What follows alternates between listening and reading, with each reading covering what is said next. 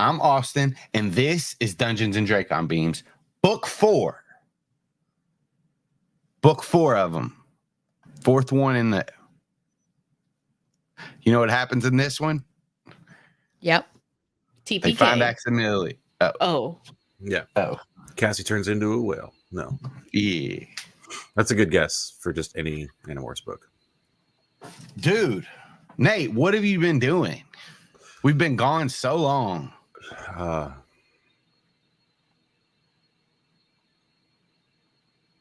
Oh no. What? 1,000-yard stare. I had the summer. In the summer. Yeah, summertime in the city. Yeah. And the living's easy. Oh, I went Regina Spektor. That's Is that like a ghost from the Appalachians? She might be. Jury's out. Why? Walk me through the connections that you just made. Spectre. I got the Spectre. Walk me through the Appalachian part. Yeah. Is Virginia in Appalachia? She's Regina. Regina? Not Virginia. Regina? I thought she said Virginia. No. I thought you thought that Spectre was the Appalachian word, and I was like, if her name was Regina Haint, this would be great. But yeah, that would be fantastic. Oh, next D&D character. I'm Regina Haint. Fingers crossed Dylan does not eat it today because I don't know about Regina Haint. You can't eat a ghost, Alex. Don't worry about it. You can't eat one. You don't know that. That's you don't true. know that. Yeah. I'll try it out. If somebody finds this me recipe book that I've got for 35 ways to cook ghosts. Is that what it's called? Yeah, I just made it up. Tight.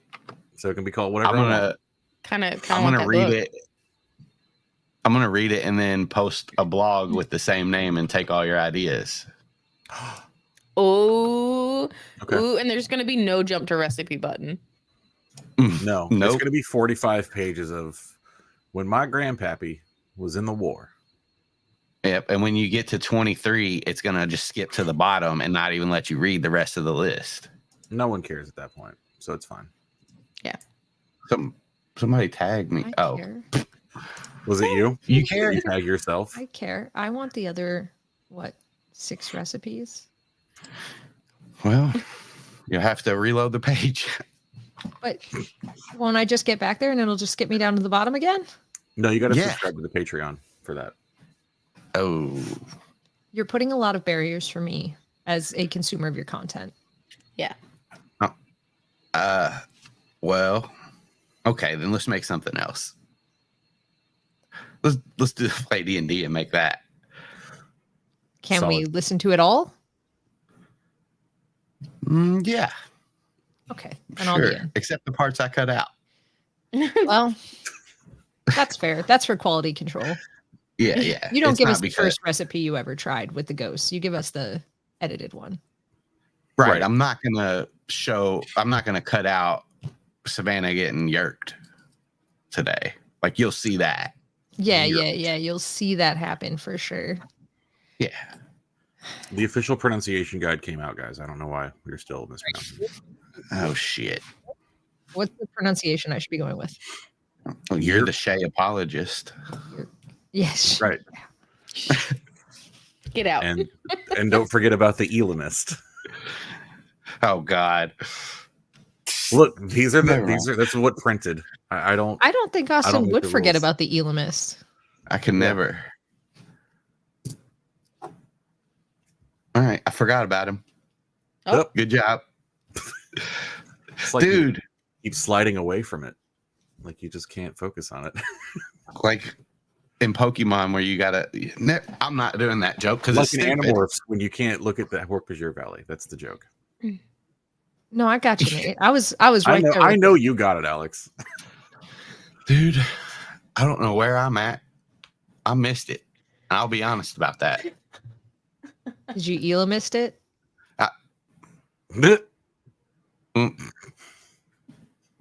Dude, what's up? I only got one stream go because I don't remember what they were from last season or whether we made them or not. So I got one. There's no way. Somebody come see us at DragonCon. I love it. Keither, you're our only hope. Keither, we're banking on you, bro. If somebody finds me at DragonCon, we'll actually pay you $1 million. We'll pay you a real $1 million For 2024 DragonCon. Yeah, to be clear. Let's go ahead and throw that clarification in. If you can find them at 2023 DragonCon, I'll set you up for life. Yeah. Oh, that's fair. Because then we figured out time travel and I can do anything with your help. Yeah. We'll go back and buy stocks in, I don't know, Disney. Stonks. Stomps. I'm going to buy Stomps. Dude, but we're going to be at DragonCon. Alex, Jenna, are you all doing something special at DragonCon that you do every year or anything? Every goddamn day. Every fucking day. You don't know? This is the Guild of Granddaughters. Just picturing Palpatine going, I am the Senate. Only I am the granddaughters. I'm going to master a quest that Alex has actually mastered for me. And it's going to be beautiful. Welcome to the Pungul is the name of it this year. Because apparently putting Guild of Granddaughters or Questmaster on the information was just too hard for some people. I might not be salty enough, actually. They really failed. Subtitle, we got fun and games, or? Welcome. It should have been, and yet there was not enough room. It didn't happen. Okay. That's cool. There's enough room in all our listeners' heads, though. If you guys want to just keep that subtitle in your brain. Yeah. It's up to Hierarchy is harderarchy. Exactly. So that's Work Saturday of smarter, DragonCon at 11. I believe it's either 11 or 11:30 in Gallery 11, 6. Yeah, I think it's 11. Gallery 6. Come of the Hilton, just in case. And you should be able to watch it on twitch.tv/DC Digital Media. Yeah. And guess where else you DragonCon? Yeah. It's for DragonCon, not Detective Comics. And Late Starters also has a show. I think it's at 1 on the same channel. And this, I don't know about the same room. I'll have to get back to you on that. We have one more stream. It's probably Gallery 6, I would think. Yeah. It's either Gallery 6 or Gallery 7. It's Gallery 6, Sunday at 1 p.m. Late Starters. Not Saturday. Nice. Sunday. Oh, okay. Oh, I got to recheck my flights because I know it leaves Sunday. I got to make sure that's not it. Oh. Anyway. Oh, boy. Oh, God. And Jenna was right about it being 11:30 for Guild of Granddaughters on Saturday in Gallery 6. But show up early. We'll be there early. I'll give you a sticker if you show up early and tell me I told you the time wrong. Mm-hmm. There you have it. Normally, this is where we do a recap. And I do these little finger guns over at Alex, and she does it. But guess what? She don't have no recap today. She already did it a long time ago. She wrote it for me. Now, we did something cool with it. Now we're going to play that for you before we get into the episode. Does that sound good? Good with me. All right. Well, let me take this off then. And I lied before. You all do have to be quiet during this. I feel naked. I feel okay. Here we go.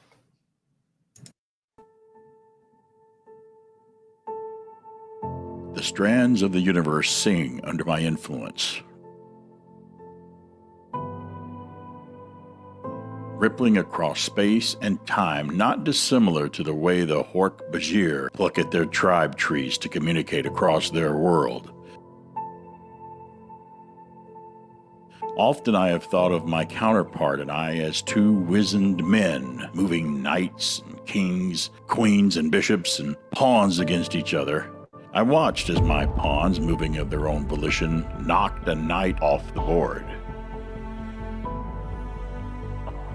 It isn't quite so simple as that comparison, but concessions must be made when one is simplifying. I had been playing this song for longer than the lifespan of many humans now, but not so long from my perspective. I could see time from the beginning to multiple ends of the universe and further still into the infinite. I watched the luminous thread of a being who had served me well dance across the sky and intertwine with a set of duller, muted strands. With one final great spark, it went dark. Just as ash of a burned planet layered on the soil propagates growth, so did Elfangor's death. This was my game. Reese, Grant, Cameron, Zach, and Savannah bloomed from the ashes of Elfangor's spent life. Under my unobtrusive tending, I watched their trajectories begin to illuminate, and I set my pawns loose on the board. They escaped that night from the threat of the Yirk, who refers to himself as Visser III. They were outnumbered and certainly overpowered, but it was always more thrilling to bet on the underdog. Tenacity is something one must possess, and as they escaped the blades of the Hort Bajir and the beams of the controllers, the game was in motion. They struggled like infants of my own species, learning how to stretch their wings and grasp with their talons for some time, and yet, even then, they did extraordinary things. They even recovered a misplaced trinket of mine, which to them contained enough power to mold the world to their will. Ants holding the power of a king, that is what they were. The first time I lost one of them, I was lucky. It was not because of the meddling of my opponent, and with the amendments to our rules, I intervened. I saved him. I saved Grant only to watch as they hurtled themselves into the bowels of the enemy's territory. They suffered, limping away to fight another day, not realizing they had drawn yet another thread toward their timeline. He was now a true wild card, the first of two in our game. We meddled, Kryak and I. We had tested them in a blank slate of a world. They had performed well.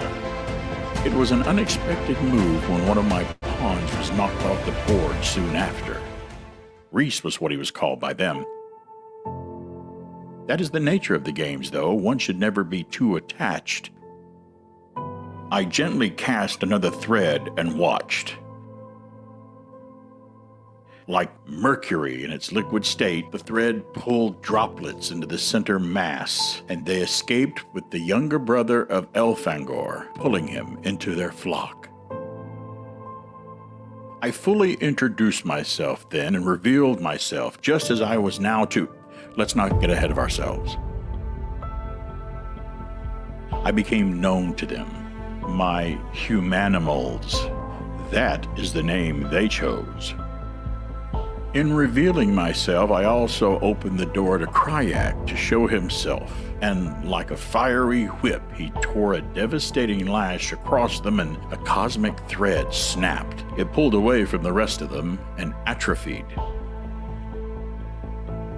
Perhaps with some work, it could be restored. For now, Grant was curled away like a dying leaf from the main stem, and I'm afraid my opponent may pluck him for his own twisted creations. I watched now as they harried the Yirks. Kryak was always so blunt. I preferred a more conservative route, something creative. Where a direct attack had failed, they became like little wrens invading the nests of the birds around them and poking holes in the vulnerable eggs before they hatched. They had learned to exploit vulnerabilities. Fiery opportunity blazed across the sky. Another one of my Andalites. Yes, mine. I had molded them eons ago. I had given them their wicked tail blades and allowed them to advance from meager prey animals to something more. Though I had not designed a tail blade like this one, toothy and crass, that is the way of nature, though. Moving on when you look away. Dylan and Mieta. Threads wound so tightly it would take an abundance of skill to extricate them from each other. Even I did not fully comprehend what it would mean when I added Dylan's timeline to the path I had originally laid out. Like the one called Zack and his dad pouring molten metal into the shape of a sword, I watched a reaction occur that hurtled the timeline forward. The speed of the progress was an alarming eddy of activity. They brought an entire city to a halt. Then they would reach out to the stars. A lonely Andalite, Aximili, calling for his people while a building crumbled down around them. The shifting stone had barely settled before they began their next torrent of destruction, and I learned that they would bring down the observatory to save one man, Dylan's father. It seemed I always had a type. They did save people. A few humans had been liberated of their captors, but the girl, Savannah, so quiet until now, she killed thousands of Yerks. And together, Dylan, Aximili, Cameron, Zack, and Savannah did something that Kryak did not expect. In a wild gambit, they went after Visser III. Kryak took my pawn, but now I had taken his knight. Visser III was still alive, barely, and his host body was dead. Before me, I pulled his host body Aloran's conscious. He had played his part in this game of ours. I addressed him directly. Your name will still be spoken. You have done great things for the Andalites, but have brought pain to so many others. You will always be the abomination, Prince Aloran. Your time has come to an end. To his credit, he did not look stunned. I was a myth come to life before him, and he took it all in stride. He asked about his wife. He did not ask about his child. I gave him what answers I could before letting him fade into the recesses of the universe. His body, built of elements created in the stars and black holes and events of time and space unfathomable to a creature so simple. He was returned to time and space, and I turned back to my game as the Chi and the Hort-Bajir threatened to weave their way back into my tapestry.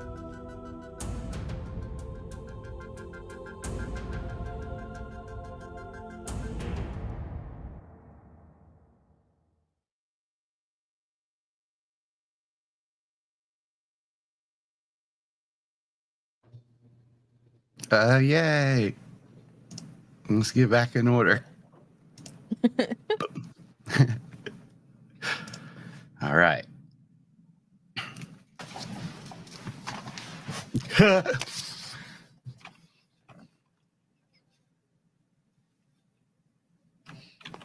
you all hear stuff in the background? All right. I'm just nervous then. No, I'm not anymore. I'm going.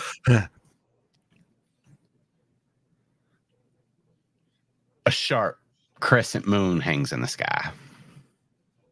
The stars around it gleam. The night is clear. It's warm. Deep in the forest surrounding Ocean Grove, we see two wolves. One white, one bristled brown and black. The white one stops and cocks its head at the moon. The other races forward. Seeing this, the white wolf darts forward as well, joining her packmate. They run through the trees, leap over logs until they come to a spot where the scents change. They raise their noses and let the smells tell them where to go next. They have it. They're on the move again, but this time, more slowly, creeping. They see the creature that they have come to know waiting for them. She's not like them right now. She's different. On 4 legs, yes, but her body raises into a humanoid torso. Her slender arms end in 7-fingered hands, which she reaches out towards the wolves. She scans the surrounding areas with her stalk eyes that sit on either side of a light purple mohawk that lays to the side of her head. She has 2 more eyes where they should be, above her nose, and just 3 slits in her face that sit atop the space where her mouth should be. She is deadly. A scorpion tail sways behind her, ending in a curved blade, one side sleek and razor sharp, the backside lined with jagged saw teeth. She is the leader of their pack. As she embraces them and they move closer to her, she scratches behind their ears. The brown one rolls over and he gives her belly scratches. Suddenly, interrupting this playful embrace, the white wolf shoots to her feet. There's a flame in the distance. Then another. 2 torches have been lit and figures can be seen standing around them. One of the torches illuminates a tall, muscular teenage boy. He has light olive skin and hair that hangs to his chin, just a few shades darker. The flame reflects in his hazel eyes, and a slow smile begins to spread on his face as he holds the fire in front of him.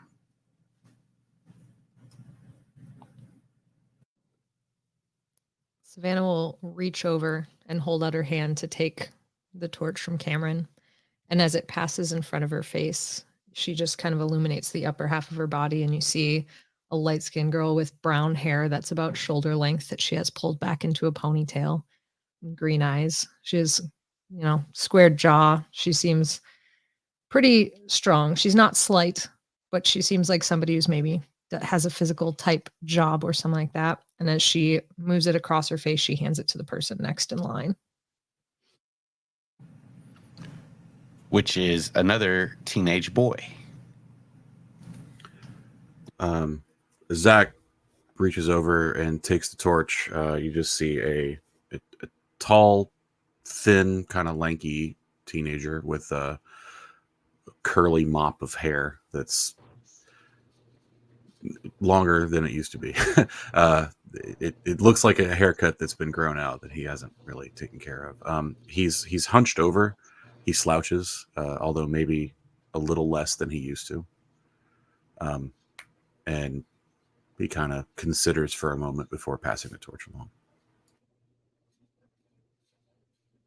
And as Dylan grabs it, what you can see is pretty much only her face and the light glittering off the leather of her jacket.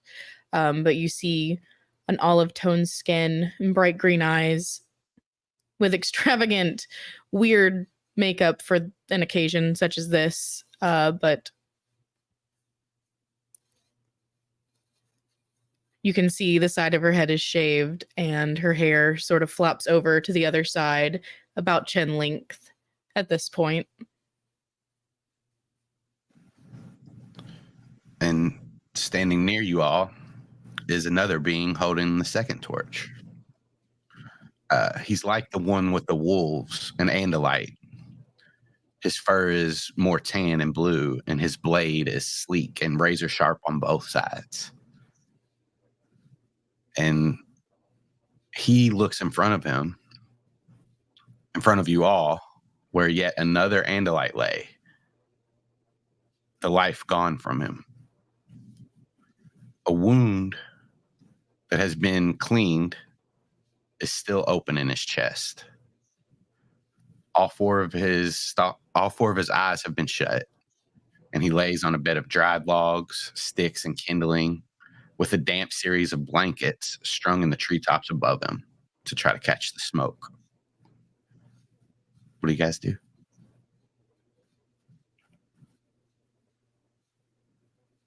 I think Savannah's looking at Aximili and kind of waiting for him to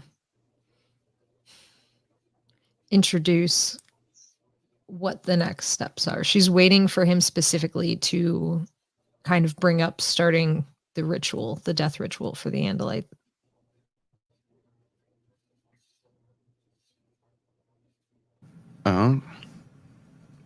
Well, as he sees you looking to him and waiting for you to start, he nods and he moves forward and lowers his torch to ignite one side of the kindling.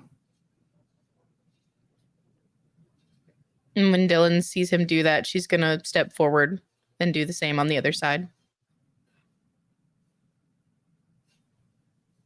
And then once everything is caught and it starts burning, they'll kind of like rejoin. Aximili will. He'll rejoin the group and watch and wait. Once it's being like quiet for a moment and the fire is catching and things are burning, I think Savannah's going to turn to Aximili and say, the Andalite death ritual specifically, you said you did not think the words fit the situation of his death. Yes. I believe that he did not honor the sentiments behind the ritual, the words in the ritual. Perhaps instead of doing that, then we can use an earth tradition. Then we won't be speaking false ritual words to him. We can say what's on our minds and honor him in the way that we see fit, in the way that he maybe actually did, instead of trying to pretend that he was better than he was.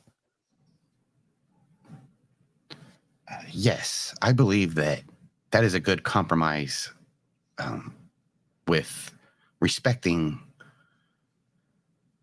him as an Andalite and what he has done, but not letting his worst actions shine through. I think Savannah's just going to nod and then kind of look at Zach, Cameron, Dylan, and see if she's just trying to assess if they're in agreement or not. Zach is sort of steady staring at the ground.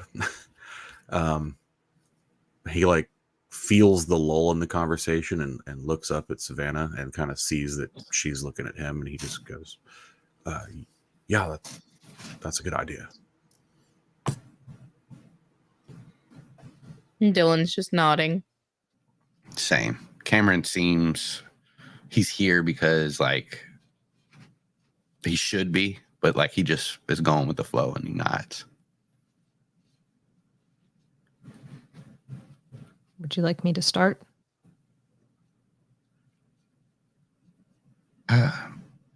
Yes. So Savannah will kind of bit of a sigh because this isn't her forte truly, but I think she'll kind of like square up a little bit, become like she's taking on the posture of somebody who's about to like, is being somewhat respectful to him. And then after a second, she's just gonna, may your death bring hope to the many controllers that are still out there. Hopefully with your passing, that will bring to them some sort of light that maybe their future can be better with your passing. And then she'll just kind of step back.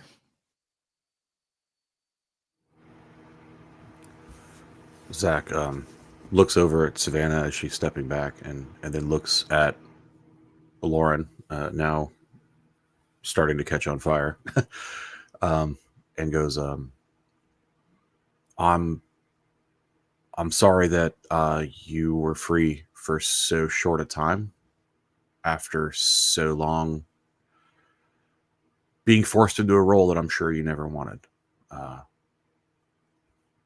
Despite what may have happened in the past, you deserve to be remembered honorably. And then he looks like he's about to say something else, and then he just is quiet and steps back as well.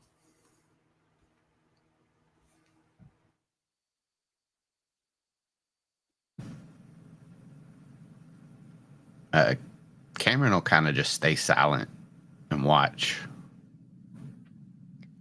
Dylan is actually going to step over to Cameron, noting his silence, and she's just going to grab his hand and sort of hold the torch down a little and say,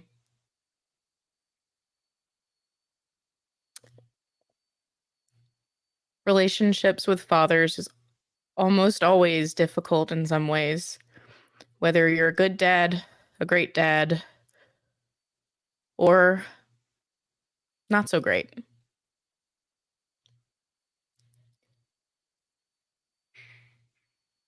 My hope is that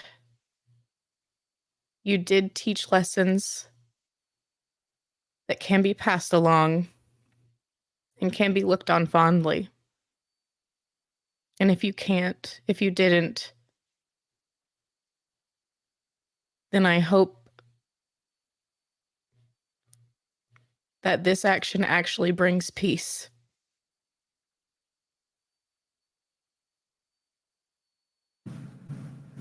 And Cameron will squeeze your hand at the end of that and say, yeah, peace.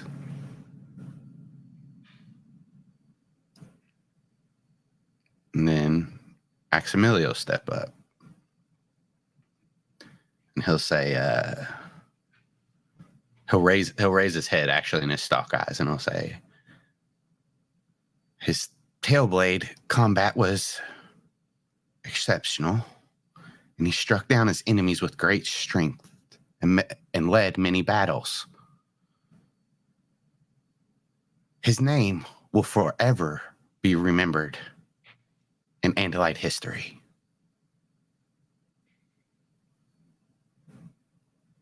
And then he'll step back.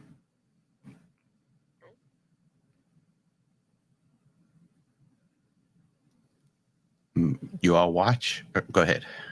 Yeah, I think at the end of Maximilian doing that, Savannah's just gonna kind of look at him and give him like a smile and a nod, like you did good, you did it well.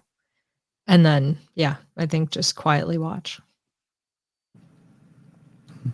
And you see your blankets are working great. They're catching the smoke as the fire crackles on, and Alaron is sent back into the universe. His body.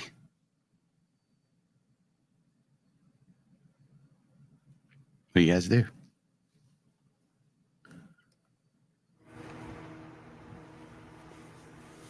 Zach just watches the flames until anyone else makes a move. I think Savannah's is just practical about it, right? Like once the flames die down, once things are kind of going out and his body is fully gone, she's just going to start like, disassembling, going to try to get the blankets out of the trees, like erasing the evidence of what they've done there. Zach follows suit. As soon as it looks like there is work to be done, he's grabbing the other end of the line or whatever. Same. Cameron helps. Dylan is going to definitely start helping. But as soon as it looks like it's too many cooks in the kitchen, she's going to take that as her cue to walk off toward the woods. Yeah, you guys are a little ways away from the cabin. But yeah, you walk off into the woods a little ways. What are you looking for? She's not necessarily looking for anything, but she does. This is hitting her really hard. Everything's hitting her really hard because she still can't imagine not trying, not having any sort of relationship with your dad that would make sense to her. So she basically makes it a few steps into the woods, far enough away that they can't hear her, and she's crying. Yeah, you kind of get near a tree, kind of lean, and as you like start to cry, a few minutes go past, and then you hear a voice in your head. Dylan. She sort of wipes her face and tries to make it look like she's not crying. As you like wipe the tears from your face, you can like a blurry vision kind of comes in focus, and you see Matea with 2 wolves standing beside her. Are you all right?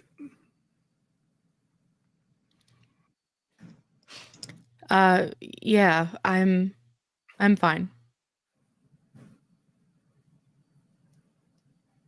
And she does kind of like, you see one of her stalk eyes kind of peek over you and back like towards the group. Was the ceremony a success?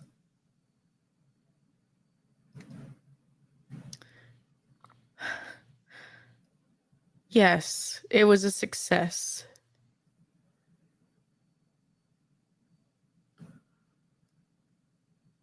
Why are you feeling sad? Honestly, I think I'm sad for you.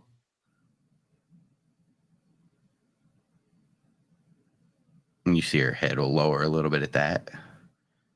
Dylan, you do not need to feel sad for me.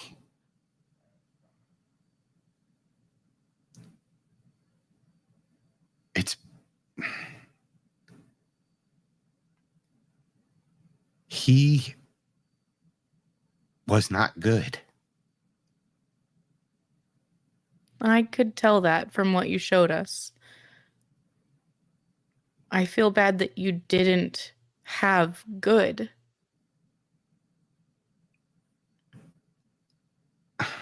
Not from him. Ciro took me when I was very young, when I got sent to the Hork-Bajir homeworld. And he treated me no different than his kids. I would consider him more of a father than Alaron was.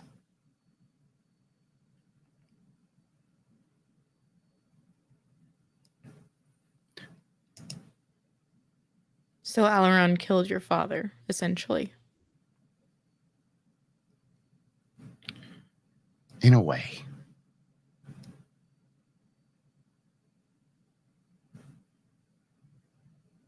I'm starting to understand a little more. She thinks for a second, and like as she sees like the remnants of the tears on your eyes, she'll say,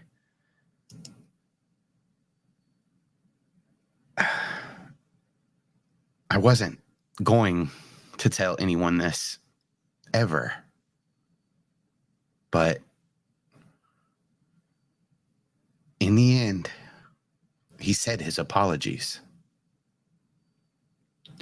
They did not sway my choice, but he did denounce what he did in the end, and he accepted his death. It may seem like an act of bravery to stare death in its face and embrace it. But again, I think it just says something else about his character. I don't think he did it because he was ready. I think he did it to save his honor, to salvage what he threw away his whole life. It's a very convenient time to change your ways, though. Dylan's going to sort of squat down so that she's eye level with the wolves and hold out her hand and say, yeah, it seems like the easy way out. As you hold out your hand, she will look to the white wolf and roll me an animal handling check with advantage. Okay.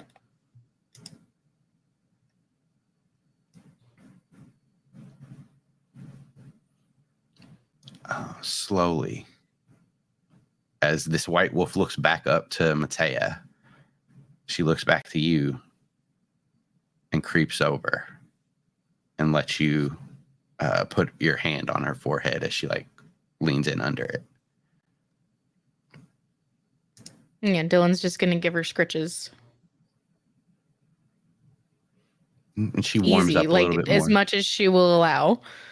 Yeah. Yeah. At first she's timid, but like once she feels that good scritch that she knows is good, she leans into it a little bit more and gets a little bit more comfortable.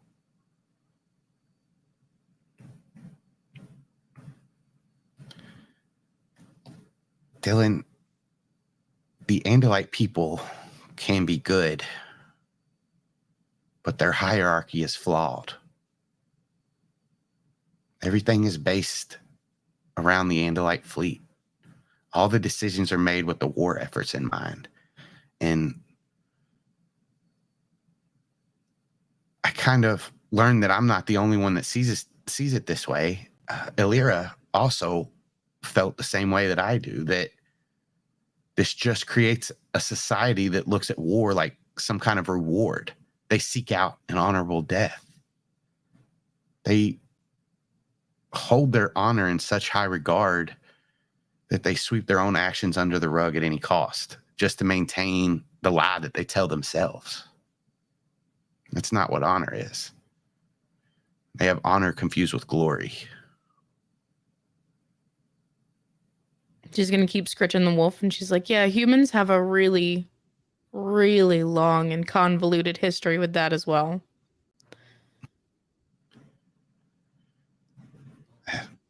At least your society has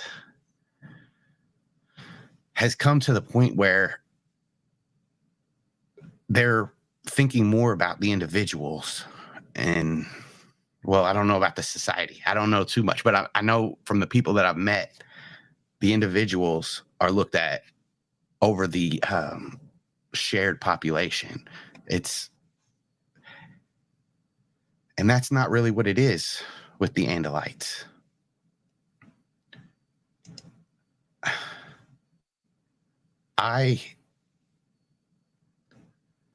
Alaron is responsible for his actions, but something needs to be done so that Andalites don't need to feel that they have at all odds. They don't have to do anything at all odds to be great in our society. There are other ways. Humans have many different ways that you can become great. You need to either be a scientist or a great warrior with my people. Dylan's going to give a few last scritches and then stand up and wipe her hands on her pants and say, all right, so an artistic revolution for your people it is. You see the Andalite eyes smile. Yes, please. We're going to need so much. We're going to need so much stuff. I mean, art history classes for everyone. Yes. Just start putting paint in the hands of kids. Like just give them paint. It's going to be messy. That reminds me, some Andalites do use a form of paint. I believe you call it dye, and they change the color of their fur. Some of the younger Andalites. Dylan has the biggest fucking smile on her face, and she's like, oh, we've got dye. Would you like some dye? Yes. It is time for a change. A new me.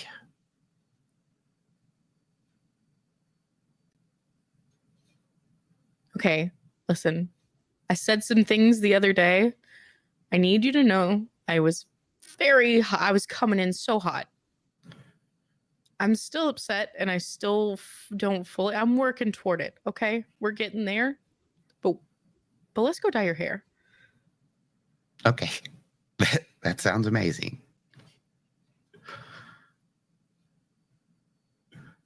And she'll join you. The wolves will follow for a little while, but then once you get closer to the cabin, they kind of slink back. What about the rest of the Humanimals?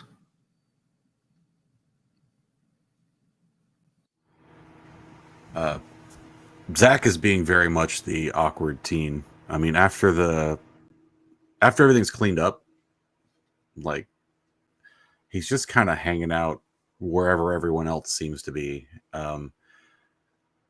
There are a lot of glances towards Axe to try to read his mood to see if there's anything that he needs. Like he's got to be feeling weird right now.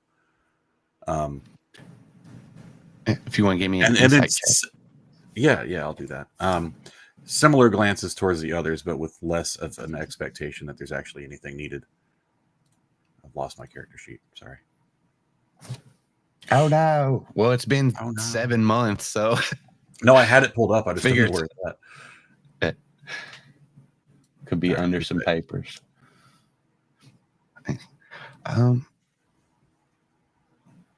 I'll say Aximili is moving kind of like not as confident as he normally is. Like, there's something on his mind. You can't really tell, but yeah, it's like this whole thing is doing something to him. He's got something going on in his head. At whatever point, like the cleaning up winds down, or whatever I notice this, I'm just gonna walk over and kind of put a hand on his shoulder. Hey, you all right, man? Do you want to talk? Oh, hey. Hello, Zach. I am okay. And he'll like look back at like the pile of stuff that he's messing with. Maybe I it's thought you meant the blankets, maybe it's pile of ashes. ash and bones. He looks at ash and bones. So, I mean, dude, if you want to talk, like I'm here, like this is pretty heavy shit. It is. And my people, even in the academy, they prepare you for things. They try to prepare you for things like this. We go to war, we fight, some Andalites die. And so that aspect of it is always hard, but there are tools to help get through it. What is kind of in my head right now is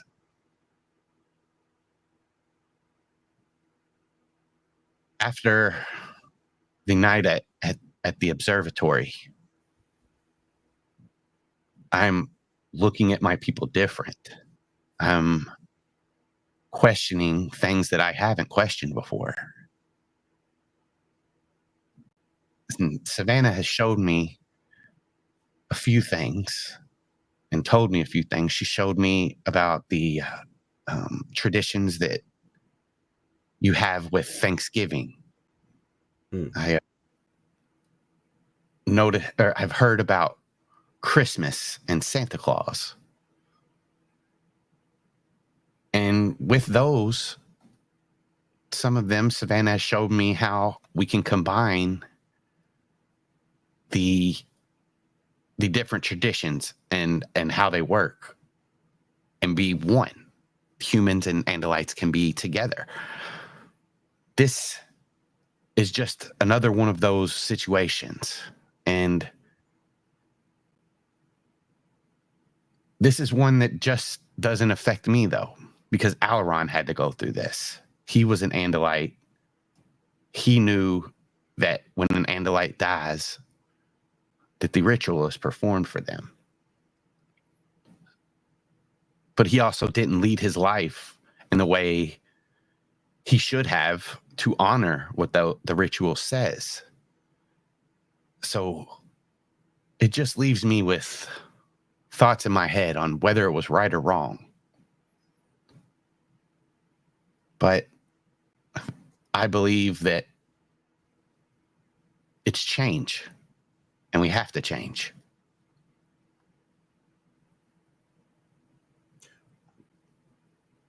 What are you unsure about the rightness or wrongness of?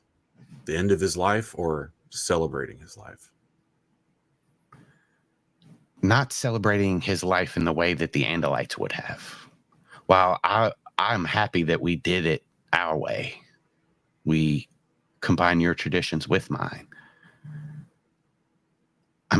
I think that is the right move for all of us to move forward, but I do worry that he wouldn't have wanted that. That's fair. And you know, you have to respect the wishes of the dead. So that's something to consider.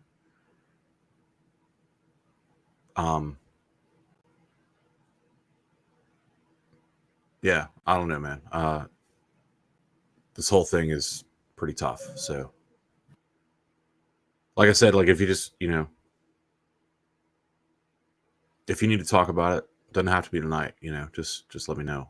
I agree though. Like I like to see where human and Andalite culture can overlap, where we share things. Because like, after everything's over, it'd be pretty tight if we could actually still hang out, Yes, I would like that as well. He just kind of puts his hand up for a fist bump. He wraps his hand around your fist. Close. Pretty close, man. Yes. Okay. And then he pats him on the shoulder and walks off again. What's Savannah up to?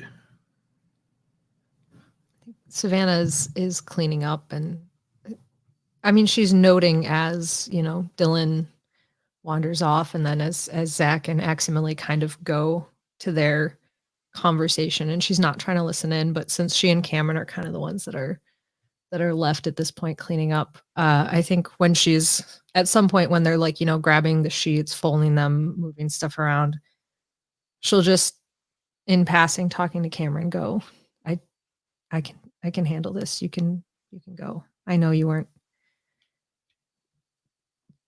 pumped to be here, as you would say. Well, I don't know. Fought that guy for so long. Matea doesn't like him.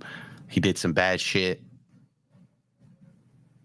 I don't mind helping clean up though. He rolls up a blanket, not folded or anything, just rolls it up. Savannah will just gently take it from him and be like, that's okay. I got this. All right. He grabs a different one, rolls it up. I'll get this one. Please don't. All right. Got to do it all herself. And he looks at you and smiles. I think she just looks slightly surprised. She didn't quite know how to interpret that. She thought he was being serious at first. And then she'll be like, no, you don't. It's okay. I've got it. You don't have to do this. You don't have to spend more time. I understand where you're coming from. We've fought him for a very long time, and we don't know how much was him and how much was the Yerk. Well, after he was infested, that doesn't matter to me because we could just chalk that up to the Yerk. But he tried to take out all of the Hork-Bajir. He did. So,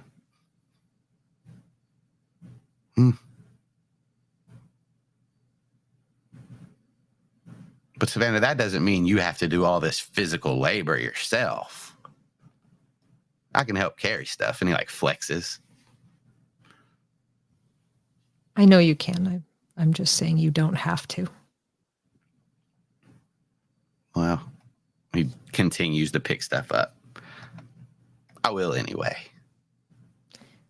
Okay. And then she'll just hand him an end of a blanket and force him to do that thing where you fold it by walking to do the ends and flip the side. She's just going to start doing that to him. Yeah, he does it.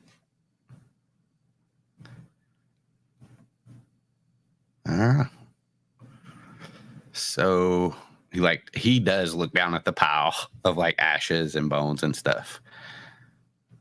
We gonna leave that? We are not. That's gross. You don't have to participate. I feel like a real dick if I didn't.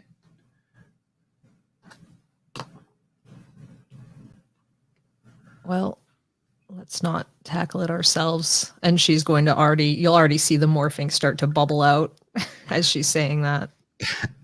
He'll say, "Oh, I thought you were gonna say we're gonna make Zach and Axe do it," but all right. He like waits a second to see what you're going, to see what he should go. She's going to Moose. I don't have that one. No, perhaps you could do something with wings. Oh, I do have that one. Starts to morph.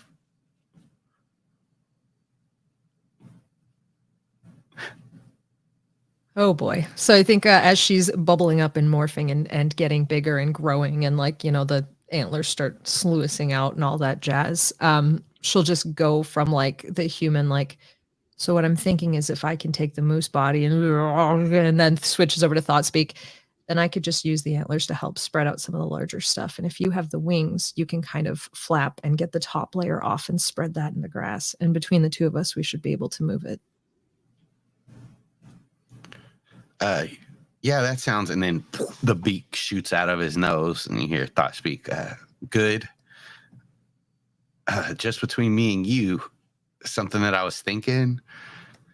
Don't think bad about me about it, or think I got a fucked up mind. But did his blade survive the fire? Because I mean, Zach is making a sword, and maybe we could. Savannah immediately. First of all, I was wondering the same thing about the tail blade. We are not giving it to anyone. We are just seeing. I'm just curious because if it can cut through metal, why would flame affect it? Right. Is it bone? Is it a metal of its own? Is it diamond? I heard diamond is really hard. I mean, relatively speaking, yes, on a scale of hardness, but that's a different conversation. What? Yeah, but what if his tail's made of diamond or something like diamond? I'm sure this is a question we could ask Aximili at a later date. I think between the two of us, we can just keep this thought and maybe exploration to ourselves. Okay. But we're definitely looking for it. And like as the morph finishes, he like, I was just gonna say, he waddles up to the end of the pile. It would be foolish not to notice that sort of thing. These are the type of details we can't overlook. And he start to flap his wings to move some of the ash. And give me a perception check. With advantage, because he's helping you. As a moose? As a moose. Okay, great. Let me pull that up. It's a perception. So you get any bonuses like that the moose can give you, but you can use your own stats as numbers. All right. Oh my God. This feels so wrong using like, how can I best do my I'm just going to use my perception check. This is going to be fine. The moose is not going to have more than me. Yeah, moose. Oh. Cameron starts a little too quick, and as he flaps, this ash goes up into your moose face and blinds you for a second. And he's like, "Oh, sorry." I'm sure it's just sneezes from then on out. Horrifying dead body sneezes. And I think it'll just be that, and then thanks, Cameron.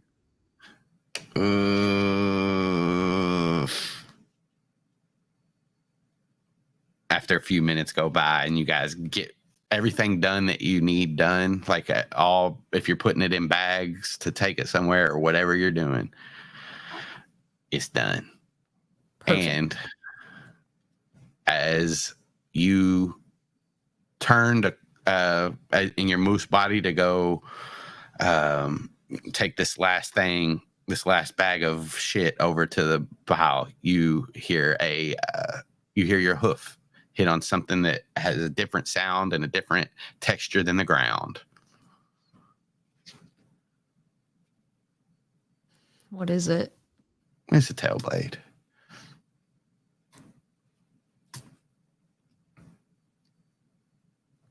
I think she will like back up and look, and I'm imagining it's kind of you step on it and then back up and try to, like, Moose vision is not great, so it's going to be kind of like that look. And then Cameron, I believe I found the tail blade. As like you're in the middle of that, he jumps down in front of you and he says, "I found the tail blade." Great. We should probably place that somewhere where no one can find it. This is too obvious of a sign. All right. Do you want me to take it? Do you have somewhere where no one will find it? He thinks for a second. Yeah, nods his little owl head. I have to wait till we go back, though. Go on. Oh, you want me to tell you? Yes, please. All right, I can't hide it there then. It's my secret hiding spot. What do you mean your secret hiding spot? My secret hiding spot. I gave it up once a few weeks ago as a slip up, and I'm not saying it again. Savannah, don't try it. I'm going to try it. Who did you give the location to? Okay, I gave it to you and Zach and Grant. Damn it, Savannah. Stop. Okay, well, that doesn't sound like the best place for this then. Yeah. It was Zach's treehouse. Maybe I'll take care of this. Huh. You know how to get me to talk. Years of training. You haven't known me for years.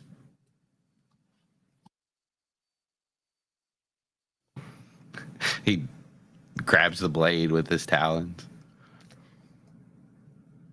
I think if he's taking the blade, then Savannah will just continue to where she was going. And if that was the last kind of cleanup that they were doing, then she'll start demorphing by, I'm imagining she left her clothes that were not morphing clothes. No, they're ripped. They're ripped to shreds. Sure, fine by me, whatever. Just kidding. No, she'll go over there and start demorphing and, getting her normal human clothes on. Yeah, and I'll say that you guys noticed during all this that Dylan was walking with Matea. Like, Matea wasn't really trying to hide from you all, but she wasn't, with you all. But yeah, you guys can get that stuff and head out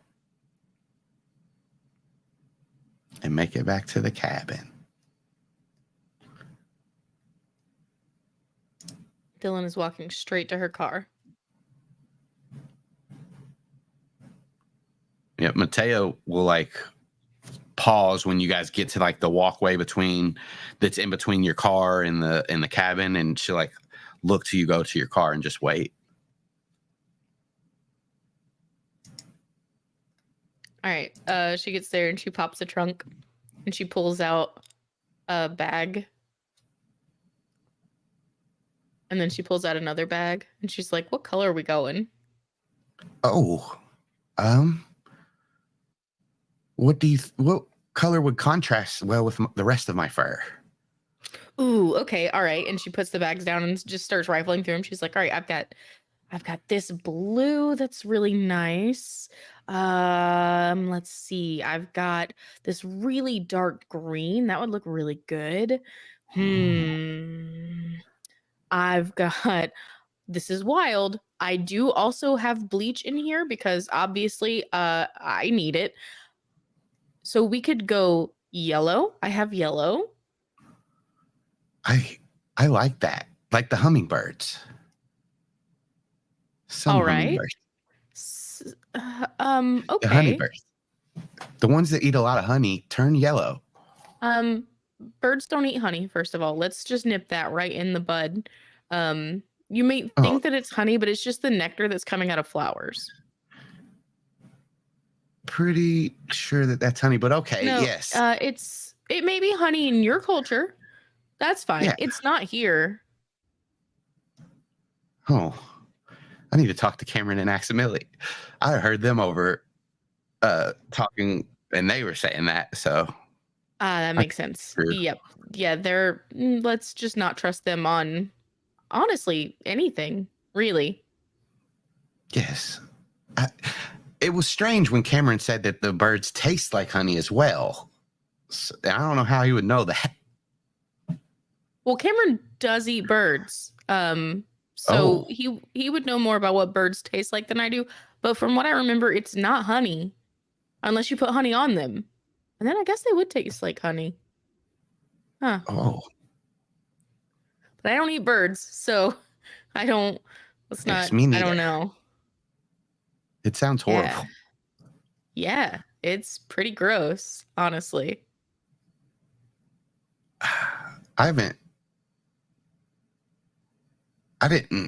I've seen things eat other things, but I do not know how they do it. Wouldn't it wiggle all the way down? Well, this is a whole other thing. So we normally kill them. Normally, Oh. there are some things that are eaten live, and that's also really messed up to me. It's weird. I don't like it. I don't like the thought of it. It is very morbid. Yeah. But yeah, I mean, like, I'm not gonna judge somebody for eating the meat of an animal because that's kind of what our bodies are made to do, right? But if you want to try it one day, you can have one of them take you to try it. Maybe I will need to think on that. Maybe a cookie is the first. Yeah. Oh, we're gonna get cookies. All right, hair. Let's do the hair. We'll bleach the hair. We'll put a color in. I'll let you pick. I have so many colors, by the way, because I've just been feeling it too, you know? Hmm. Well, maybe we can match. Okay. I don't know that red's going to go with purple, but yeah. Well, I will do the bleach then. I All will right. try that one. Let's do it. She'll like join you, and as like whoever opens the door, you see just a great horned owl swoop down and says, "Oh, watch out!" and flies into the door and up like into the door, up the steps. Cameron. Sorry. And Dylan's going to turn around to Savannah and be like, coloring hair. You want to color hair? Oh, do you need my help? Probably. That would be great. I've never done that before, but sure. It's so easy. I will walk you through every part of it. Oh, okay. I am here to help, I guess. Hell yeah.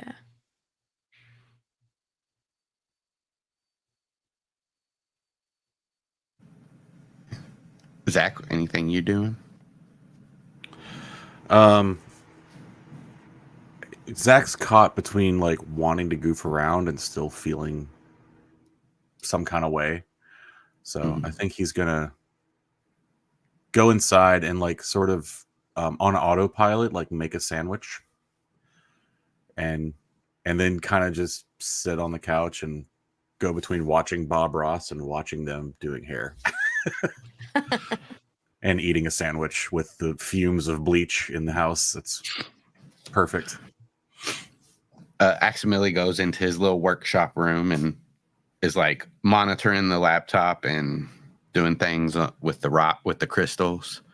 Cameron does eventually come back down in human form and kind of like side eyes Savannah and winks.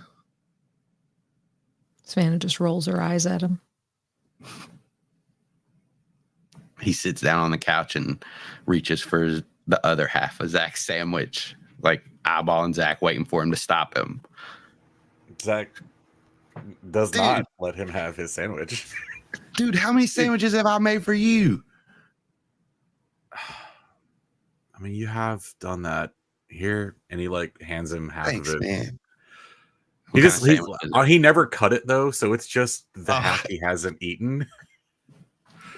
Because why would you cut a sandwich that you just made for yourself on autopilot? You just don't eat it. So he just Just let me have he a goes, bite. Yeah, all right, man. Here, no, you can have the rest. It's fine. That's what's called a normal sandwich. That's just turkey and cheese with some mustard on it, man. Now you can keep it. What? Okay. Thanks. Would you like it better if it had? A Reese's cup on it? Yeah. Yeah, that's what I was gonna say. Cool. Turkey and peanut butter. Yeah, man.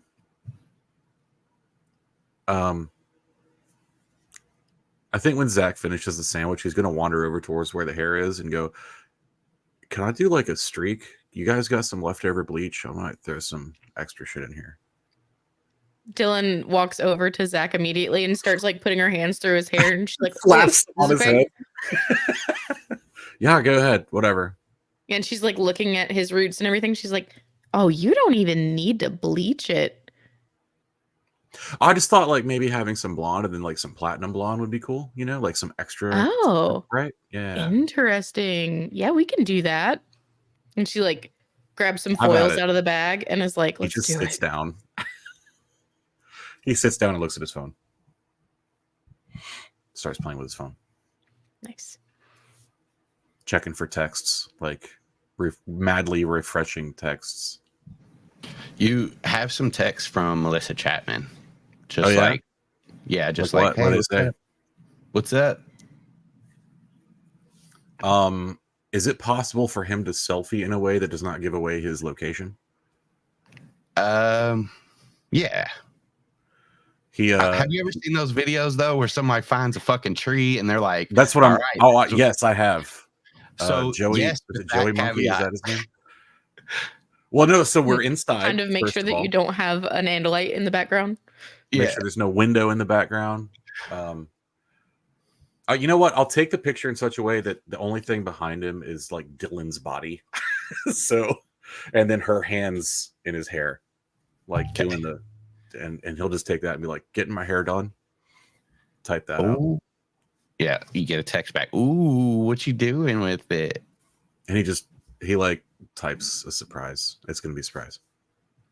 Okay, well, you got to show me first. I can't do that. There are other people here. Silly. You know what I mean. I'm just saying it's just logistics. Okay, well, I guess we'll have to set up a time then. He Dylan's not even being sneaky. yeah, She's you're just looking watching. directly at his phone. And she's like, "Fucking play in the space with her, my dude. She just wants you to say absolutely." This is the part where I would normally like just turn the phone off and then like put it back in my pocket. Is that what I should do? No. Oh, okay. Go on. Well, you've already And then messed while it while up. Dylan's speechless, he just starts typing in a thing. And he goes, he just types in, yeah, time and place. Well, how about we meet in front of the school early tomorrow? Romantic. Sure. Yeah. I love going to school early. And he sends that. Well, we can sit outside. I'll bring coffee. I do like coffee. Deal. Me too. And she says, "I like you," and she's like a winky face smile.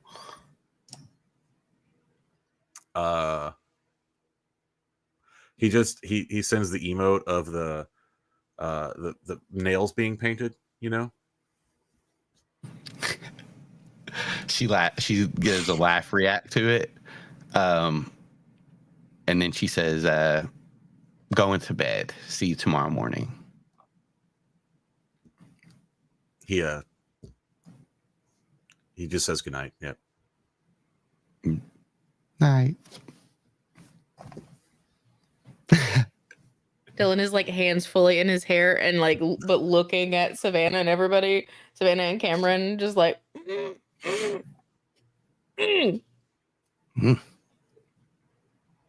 Zach opens TikTok. I don't think Savannah has any idea what you're trying to get at. She's like, okay. She's just like raising her eyebrows furiously at you. You know. I think she just looks lost. Savannah, Zach's got motion. Motion? Yeah. Girls like him. Yes, I know. I saw him making out with one at school the other day. What? Dylan's head whips around. What was her My name? man. Kendall? Was it? Kendall. Kinsley? Brinsley? Which one? Brindle? They're all sisters. You met out with all three of the sisters. Kendall, Brinsley, and Kinsley. I don't remember. Maybe. Oh, man. What is going on? Zach's out here. Zach just like You do holds be up out a here. video to show Dylan. Like, look at that. It's just a fucking Video? random ass video. Dylan's like, Oh. no, tell me about these people. That's Bam Margera, and he was really literally he was no. on You Jackass. know what I'm talking about. You know what I'm talking about. I need the deets. I don't know. What do you mean? Brinsley, Kinsley, Melissa. Yeah, well, like you know, they're nice. So it's only polite to be nice back. By kissing them? It's a nice thing to do. Well, I guess that's true. Yeah. You got you there, Dylan. I mean, okay. Okay, I good think talk. he does. Keeps looking at his phone.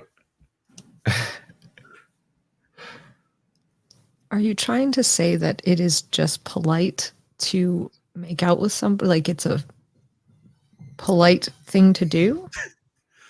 I mean, I wasn't gonna say polite. Not polite, like, but like, you know, if they're Nice. yeah, it's nice. It's fun. Is that a better word for it? Okay, sure. They were into it. I was into it. Were you into it? You were still holding your skateboard. What am I gonna do? Like, He's into let my- skateboards too. Yeah, I didn't. You don't use your hands for kissing. My guy. No, yeah, you're right. Maybe Zach don't got no motion. And Dylan just turns to Cameron and holds up a fist. I mean, not all the time.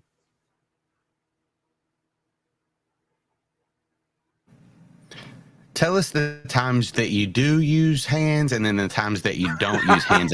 Yeah, And yeah, as he says- yeah. As Okay, Cameron I'm gonna need a diagram. Like, I need a chart so I can explain this. Who's got paper? I have paper, accidentally says, but someone is outside. Fuck. What? What? Yeah, Savannah's up, like on her feet, like who? And she's already headed towards the door. You can see out the window that there is this tall, skinny man with blonde short hair, and he's kind of wearing a trench coat. Zach I mean, is he's halfway just to standing. orangutan morph. He's standing in the pathway that leads up to the porch of Oscar's cabin.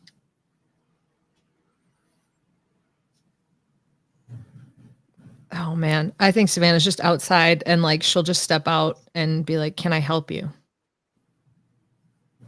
He smiles and says, "Yes," and then his whole body shimmers, and the image is replaced with one that you're familiar with, Xander. Can you not do that ever again? I apologize. I think she's like deep breath, like letting down all of the sort of immediate anxiety and just being like, "Okay, what do you need help with?" I believe we should talk. Okay. And she's just standing there waiting. He says, okay. I have had a rough few days. I've tried to navigate the role of Visser as best I could with what little I knew. And at this, Aximili is definitely like by you. Cameron finishing the rest of Zach's sandwich, just kind of leaning on the wall behind the door looking out. Zach's out there. He's on the porch. Inhuman morph, not. I think at the like inhuman morph. I think at the point where he starts mentioning Visor 3, then it becomes like an okay, like come inside, like let's have this conversation. Yeah, and you guys regroup inside. Once Dylan sees that everybody's coming inside, she takes Matea into the kitchen and is like, "Okay, it's time to rinse. Let's go get this out of your hair, please, so it doesn't break off." Yes. She'll go in there and kind of lean over the sink. But Xander... Sorry, I just imagined we were doing Matea's whole body. So I was like, what do you mean she leans over the sink? I don't know Like, why leans I back. thought it was like I think it's just like the whole centaur aspect of it. I was like, obviously it's going to be mohawk, but then also like on the rump, like you're going to be doing like. Hell yeah. It could be. Yeah, I was going to say she's just getting the first part off. Who knows where it's Gotta all dye at. that rump. That's obviously. Obviously. Well, you ain't got no Classic motion. saying. Anyway, please continue with the actual story. I apologize. No, I think we should continue to delve into where Matea is getting hair dye, please. Fair enough. Dylan. No, Austin, where does she want it? Because Dylan would do it wherever she wanted. I mean, I like the idea of the mohawk going all the way down, like the bleached mohawk. Yeah. Like at first she's like, "Yeah, just do my mohawk. Let's see how it looks." And then you're like, "But it could be a full body mohawk." Yeah. What if it's an accident? Like it just drips, and you're like, "Well, we can turn this into something." Well, that would be some very wet bleach.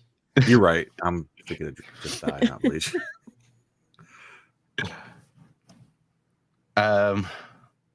As this is going on and like they're rinsing off, you all can still hear this, Dylan. But Xander will kind of take a seat and he'll say, "Yeah, I tried to navigate the role of Visser as best I could. Although I didn't know much, and we maybe could not have picked a worse time to do this. He was supposed to be going to the mothership to answer for his most recent failures. Sub-Visser 11 was here to inspect the new landing and infestation point, and not only saw that they were behind schedule, but he suspects that an Andalite assassination attempt was against him while he was there. He thinks that the Visser was in on it. Sub-Visser 11, just so you know, is the alien that I found out was at the point that you all found in the woods 10 miles away. Yes, the construction site.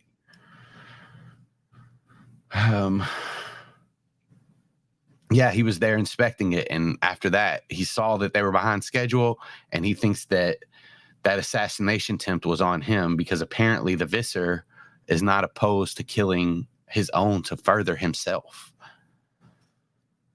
After the attack at the construction site and then the attempt on Visser 3 within 24 hours, they think that there are a lot more of you than I know about, at least. It did not help the Visser's case, nonetheless. It did not help the Visser's case, nonetheless, but they gave him a little more than a week to deal with the problem. 3 Chondrona cycles to be precise, one of which has already passed. But after that, they will have me travel to the mothership and stand trial. That trial consists of a Visser telling their side and their accusers telling theirs to the Council of 13 and a host of other important controllers within the Yerk Empire. And I'm afraid once I go there, I will not be able to keep up my deception. Someone will have to face repercussions for the assassination attempts, and Yerks are not known to be forgiving. My programming will not let me escape them. It will be impossible for me to be able to make a decision without them finding out because someone will be hurt.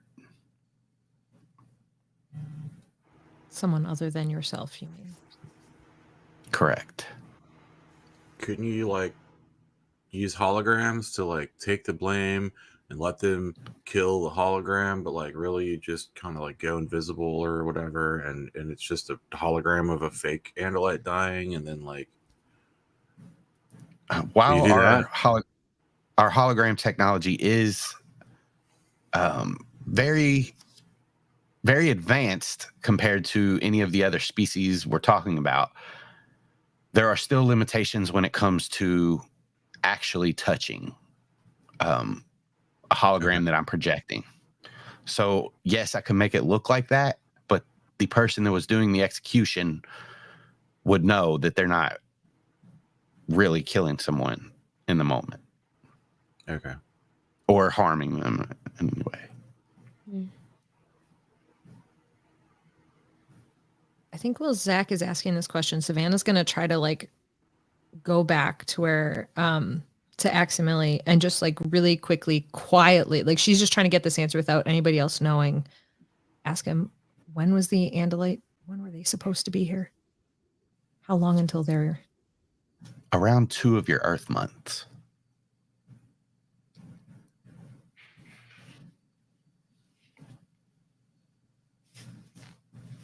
okay? And so she'll turn back and hear like the 1 week thing. So 6 more days precisely. 2 feeding cycles left. Correct.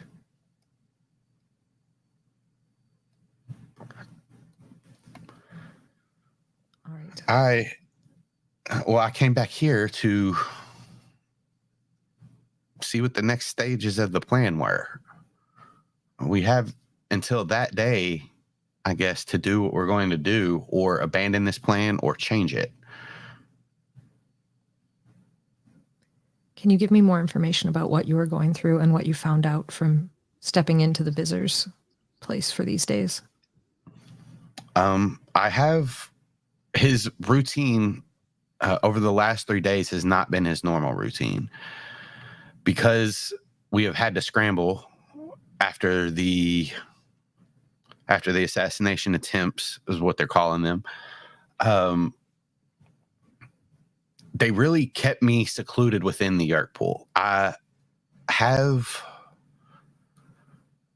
can give you the layout and help you figure out your way through there if you're going down there. I guess, what specifically are you looking for? And I can help narrow down whatever you're looking for. Unfortunately, it's not specifics I'm looking for. I'm looking for any information that could help us. When people are coming in, it's good to know about Subvisor 11, what they intend to do about the assassination attempts, what what's going on here. And then I think we should look for an out. We should look for a way to let them know that Visor 3 has been killed and you can leave in that attempt. I do not believe we should have you go to the mothership. I can't think of a worse sort of thing than having them know about your presence when they are unaware of it currently.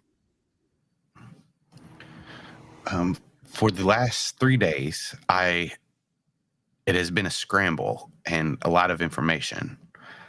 I'm taking everything that I can in and processing it while I can, but they were mostly worried about keeping the subvisor safe after he returned to the yurt pool and getting him back to the mothership.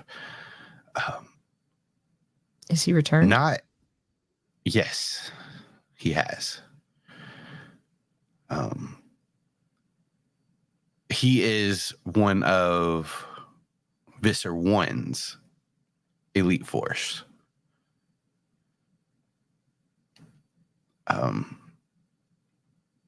Mostly, there was not much other than scrambling going on the last few days, trying to figure out how the Andalites found the places that they did where they attacked and beefing up security.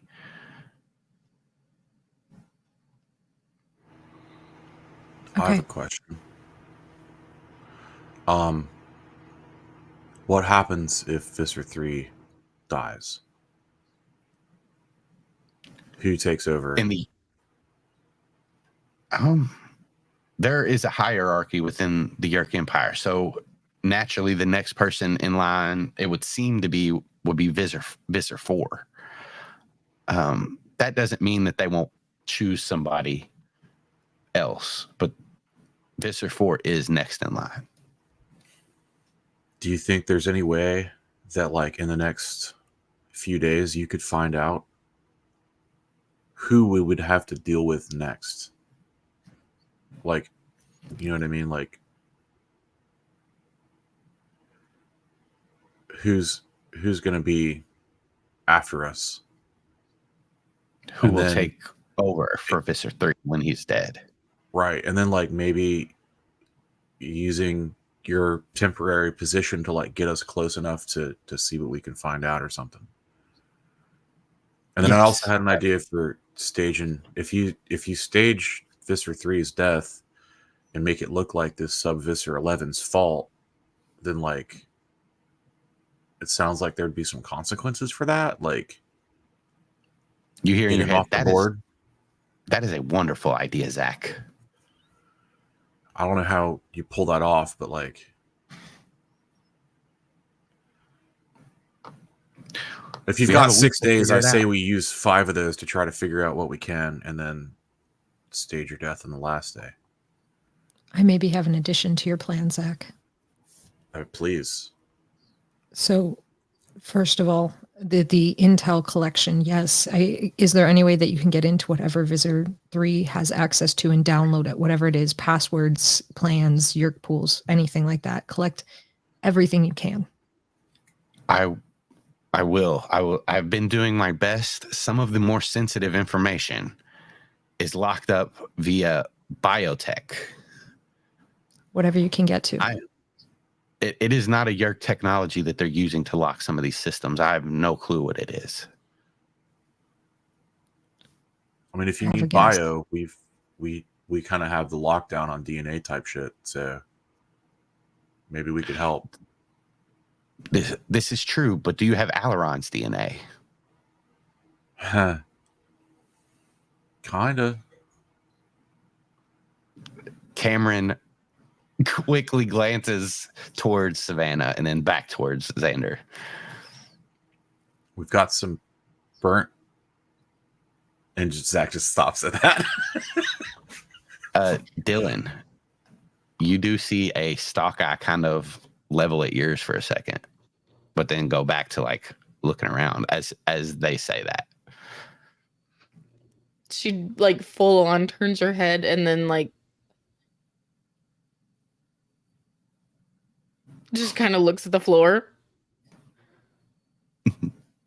Matea's being real quiet too. We may have a way around the DNA thing. So if we're going to make it look like Visor 11 is the one that is making an attempt on Visor 3 in his death, is there any way that we could get a somewhat important ship involved in this and have him sabotage it and crash that ship? Perhaps we could take out another part of their forces with this. Have sub Visor 11 crash the ship? Is that what Make you're it look like he does with Visor 3 on it. I believe we would need to get him back to the planet. He is on the mothership right now, but that's he is supposed to be inspecting things. So could we not leave some sort of paper trail, some way for them to track through the system as if he had done it before leaving, as if this had been his plan all along and sabotage the ship? I see. This may be doable. I will keep this in mind as I gather my information. How do ships communicate? Via space transponders. Cool. Is it like a video, like on Star Trek? Yes, there can be. I mean, It depends on what the ship is. he the like ship looks at Axe and then Maitea, and he's like, I mean, not literally fucking Star Trek, but you know what I'm saying? Like,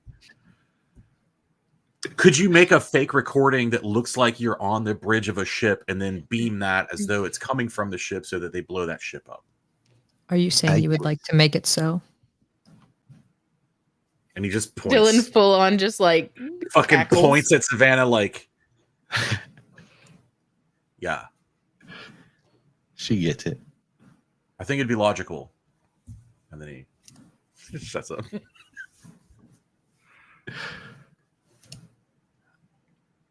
I got an idea. Who's that? Is that Cameron? Cameron? Mm-hmm. Can never tell if it's Cameron or Maitea or Axe or Xander or It's Austin. it's just Austin. Austin shows up. Hi, I'm Austin, and I'm the Hi, newest I'm Austin. player on Dungeons and Got Dracon it. Beams.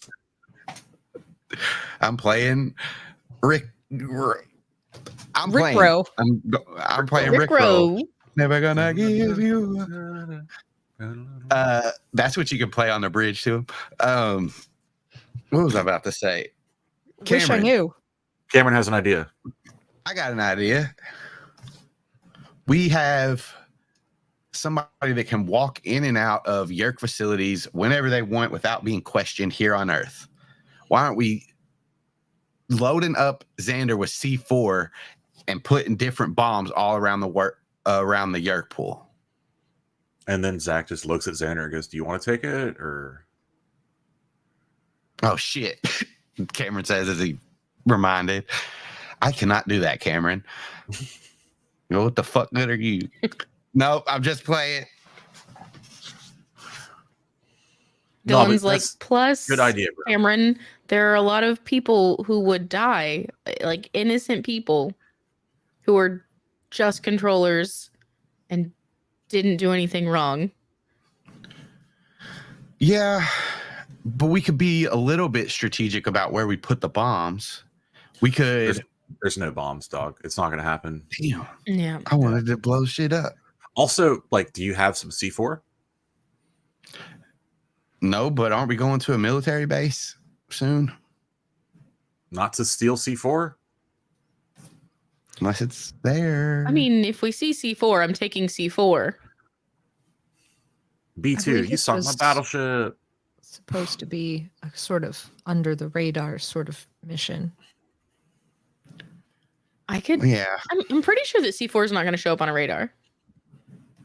Depends on how much you got. I think Savannah's just looking between Cameron and Dylan right now and just having that realization like, oh no. Oh, no. Oh no. Okay. And then he like looks back at Xander and he's like, so maybe fake a message, get the ship blowed up, fake Visser 3's death. But in the meantime, get a whole bunch of info, especially on who's going to be our next problem we got to, deal with. Yeah. I will find out who Visser 4 is and let you all know.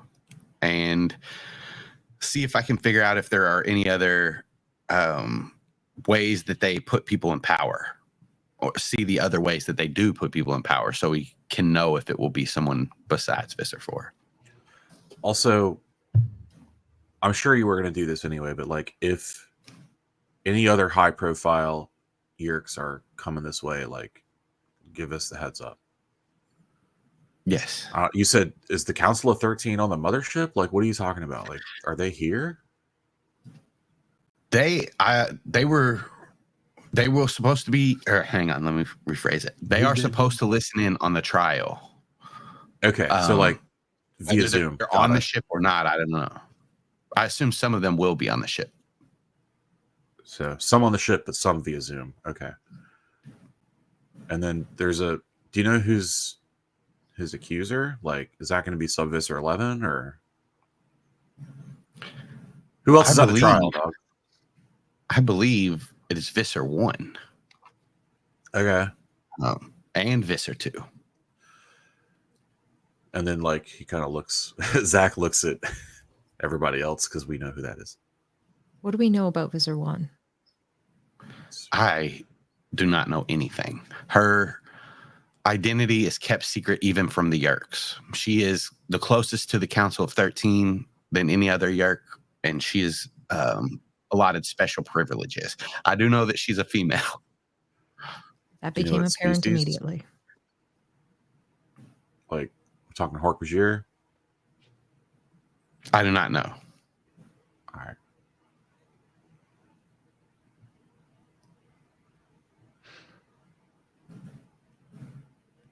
I mean, if we could free any other high-profile your controllers and maybe not kill them this time, that could be extremely beneficial because we could get information that way. Plus, you know, of course, we're free everybody, which is nice.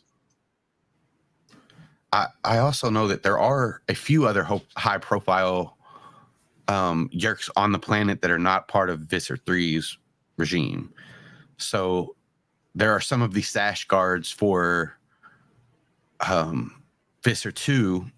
I know that at least one is in on the military base that we talked about.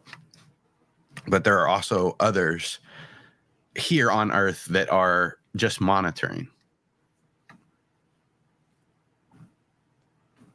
So is that military base, that's under the control of all of the people that are working for Visser 2? It is not. The ship that is on the military base that Zach pointed out that we know about, that we know a little bit about, is controlled by Visser 3. However, because of what is inside it, and that the Yerks know that it is something important, it is combined. Visser 3 is not the only one over it. Visser 1 even has personnel in place within the ship.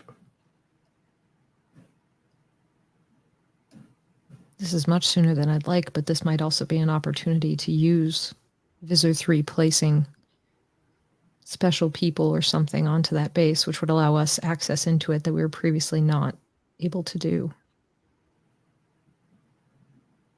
We've got at least one red sash Hork-Bajir. We do, but with Visser 3, if it's his people and his base and his power, and you're standing in for Visser 3, she's saying, looking at Xander, then we have a better in than we did before. Zach, it is important to note that the Hork-Bajir that we have and the DNA that we have, we had an all-out assault on Visser 3 and his guard in that form. Oh. They know that we have that. So he's made. Yeah, all right.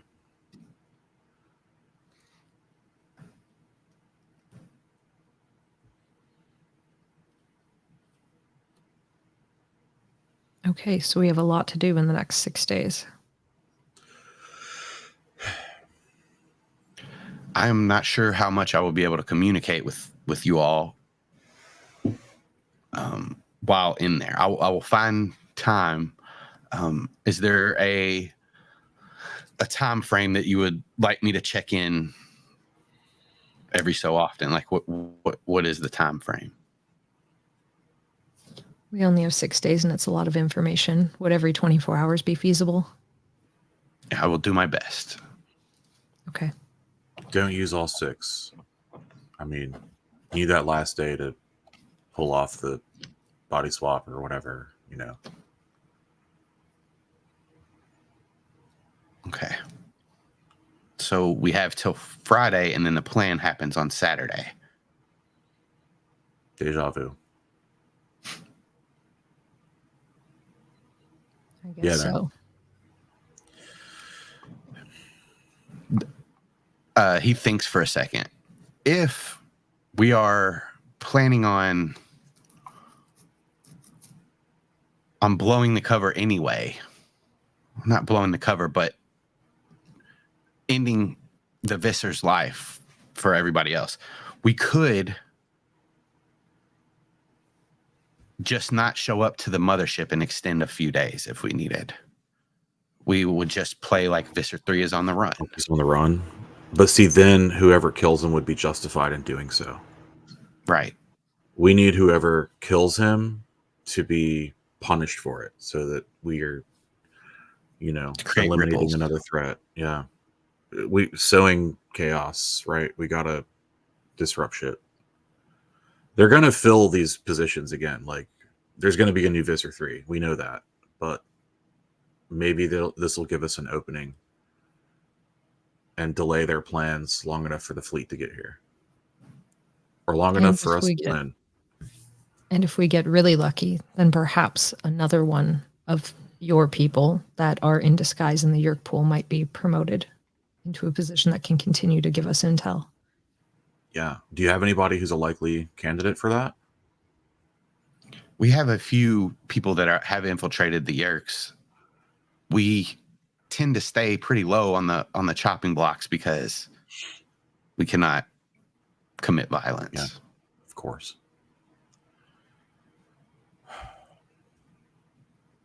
That doesn't mean that they can't pretend to be someone else, just like I am. Sure. It would be much easier if we didn't have the programming restrictions. There also may be a way to get through the trial if I do not have to rely on my programming. So the most important plan now is Visser 3 getting us into the military base. Yeah.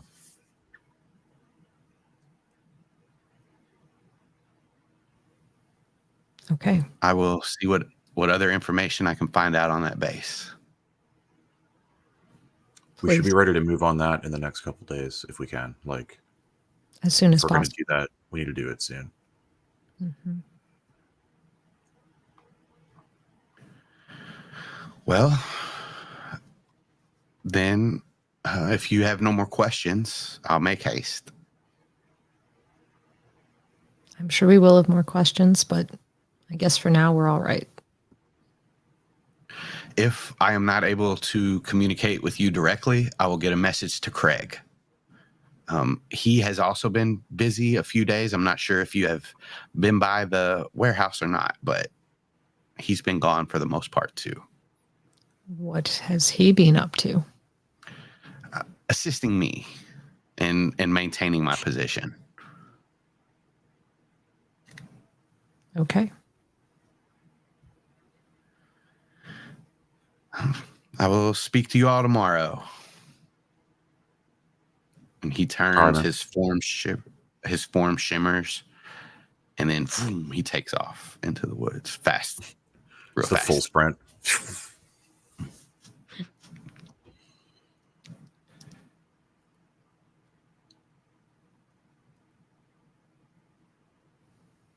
Well, it's going to be a busy week. It's been a busy week for the last month and a half. Yeah.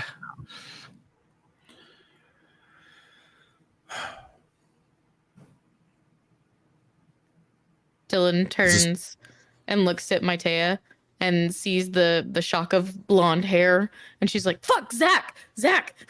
I was about to ask. Yeah, is it time? Yeah. Oh my He god! goes and sticks his head over the sink. She like starts dumping water on his hair and is like, it's fine. This is gonna be fine. This is gonna be fine. And pulls out the tinfoil.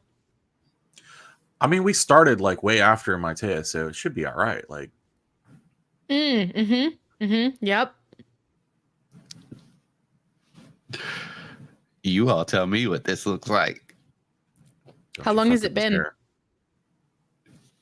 Austin, give me a time. Tell me how long it's been, and I'll tell you what it looks like. It hasn't been that long. How long has it took Mateus? Well, Matea had dark hair. All right, we'll say Yeah. it's been. I mean, but how long do you do that to get Mateus where it's supposed to be? So for like the dark purple, it would probably, well, I don't know. I don't know what the texture of her hair is either. There are a Go. lot of factors here. So let's say probably about an hour. Okay, so we'll say With Zach. checking, with lots of checking. We'll say Zach's was probably around the 30-ish minute then. Okay. Oh boy, howdy. So he has blonde hair. It's like a sandy blonde. So some of it, the stuff that we put on last, it looks okay. The stuff that we put on first, it has a springiness to it that is not the texture that hair should be. But it is white. It's so white. Zach is like looking in the mirror and touching that section of his hair a lot. It feels gummy.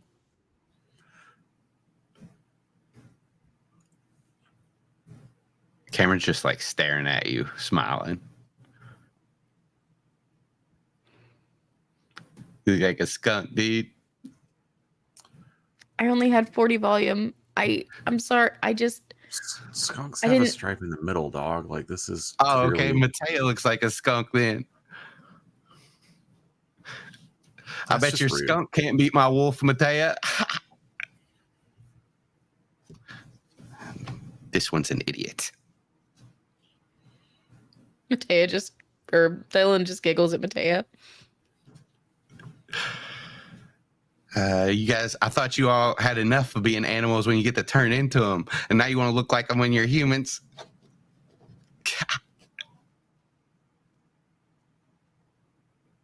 What?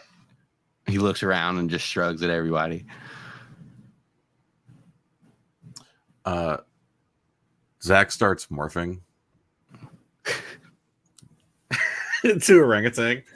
Dylan's like, I'm so sorry. Please don't. I'm sorry. Please don't go. He just morphs into orangutan, and then when it's complete, he morphs back into human like immediately, or demorphs. High or low? Ah, No, come on. High. Marco didn't get made fun of for his shitty haircut for an entire book for us to put this down to a high-low. That shit stays. Well, if we had this long talk about whether you can choose about your hair and ear piercings and stuff closing Yeah, up. that was before it was a goof. So, so how self-conscious is Zach about it? like a lot, Well, Like a lot? like a lot. Oh boy. He's a pretty All boy. right.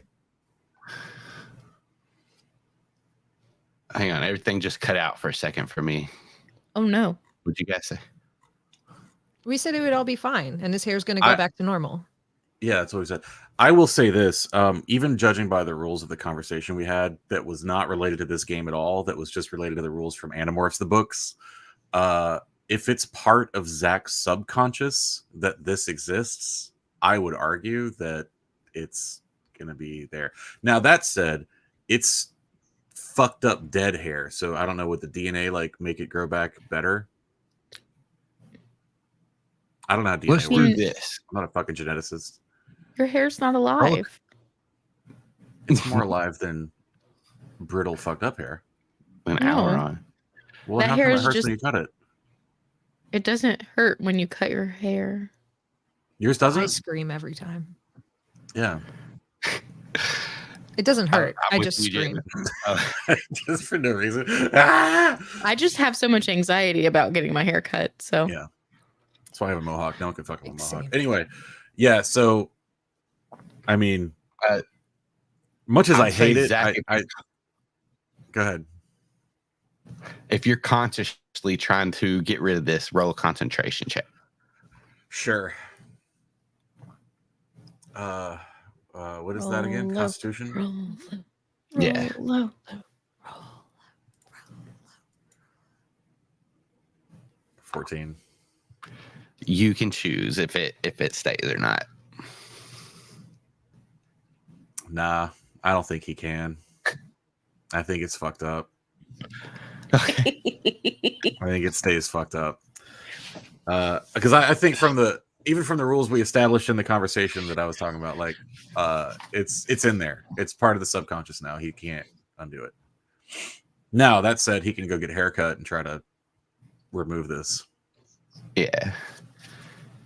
But I'm just imagining that ending part of Songbirds and Snakes when he gets sent. Like he goes from having the beautiful platinum curly wavy blonde hair to the buzz cut when he gets sent to District 12. That's what I'm imagining now in my head. For Oh my Zach. god. oh, Hunger Games. Okay. Yeah, the Hunger Games. Sorry. So Zach finishes demorphing and he's still standing in front of the mirror. He suffered through the whole body horror of morphing and demorphing, staring dead ass at the mirror.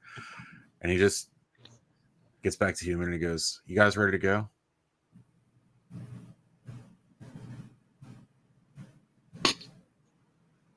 Yeah. I think Savannah's Yeah. just staring at his hair. Okay, cool. Zach goes out and just gets in the car. Oh, Dylan looks around at everybody and is like, I didn't. I'm sorry. It's all right. I I read. don't think it is, man. Mateo looks fine. Zach's in the car, so he can't respond to that.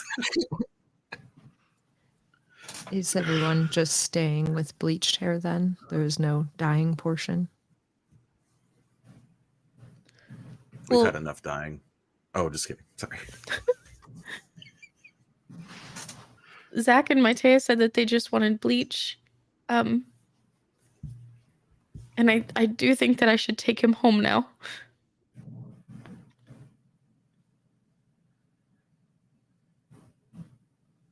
Okay. I hope Mateo is not faster with that stripe.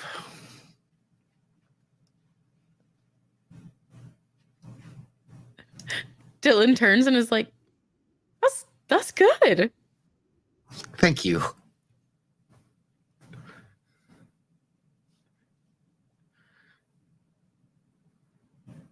Cameron grabs a road sandwich.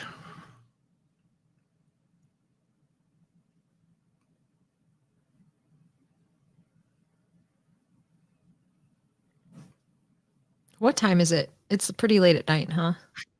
Yeah. Probably creeping into the morning.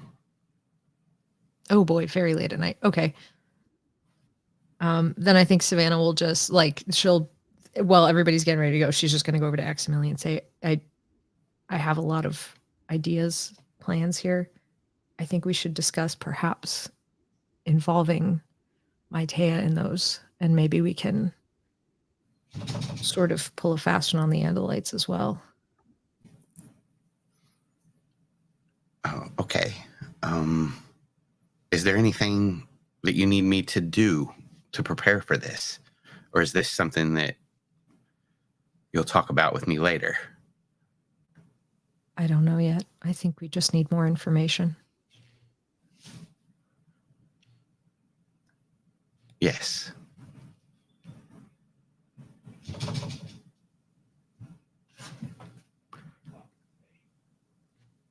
tomorrow, I guess then. And she'll just leave. All right. Oh, Dylan is Dylan, like anything throwing else? hair dye in the bags. He's just like, I'll. We're good. I'll see you. Bye. Oh man. Goodbye. She's like looking at herself in the mirror. She likes it. One of her stalk eyes is looking down her back. Nice. And she just rushes out with the bags in her arms and is like, I'm coming. I'm sorry. I'm coming. You She puts guys the bags get in the in. trunk. Yeah. I was gonna say she puts the bags in the trunk and then she goes and gets in the driver's side and like adjusts her mirror and adjusts it. I assume that Zach is sitting in the back seat. Where did he sit on the way? I thought he sat. Did he sit in the back seat on the way? Mm-hmm. Yeah, Yeah. 'cause He Cameron went called back to the shotgun, I same think. seat he had. Yeah. Yeah. So she adjusts the mirror and like adjusts it to where she can see Zach. She's like, I am so sorry. So he's we did like the side of his head, right? Like that's where I imagined it anyway, like right here. And so he's like looking at hairstyles that he's already like looking online for hairstyles that like eliminate that section of hair.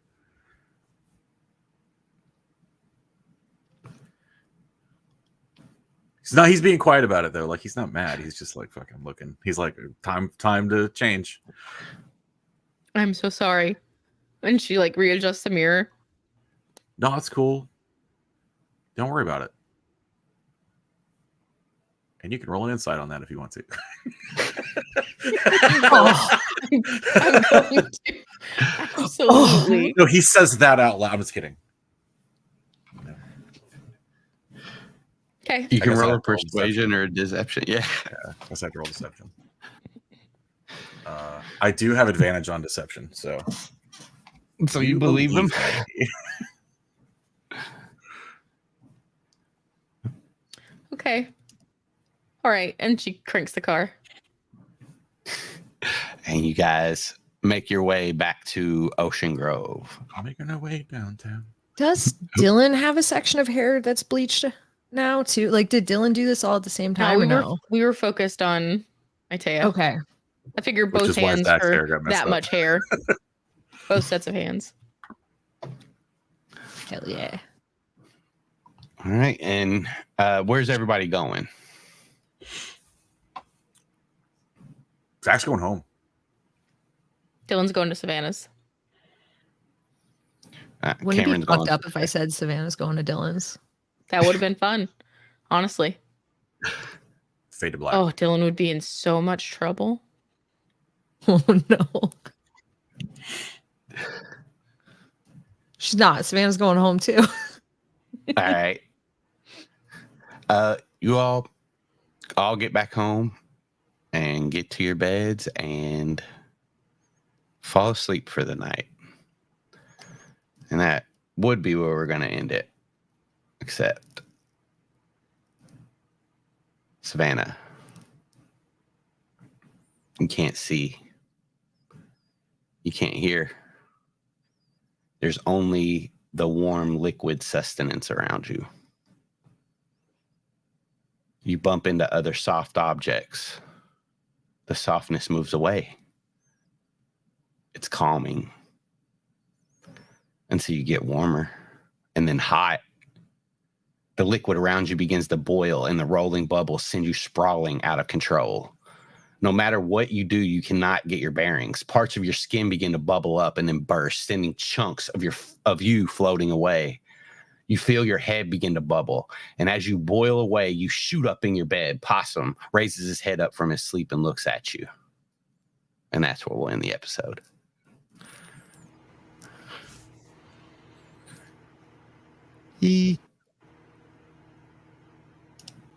Next up, Rock the List.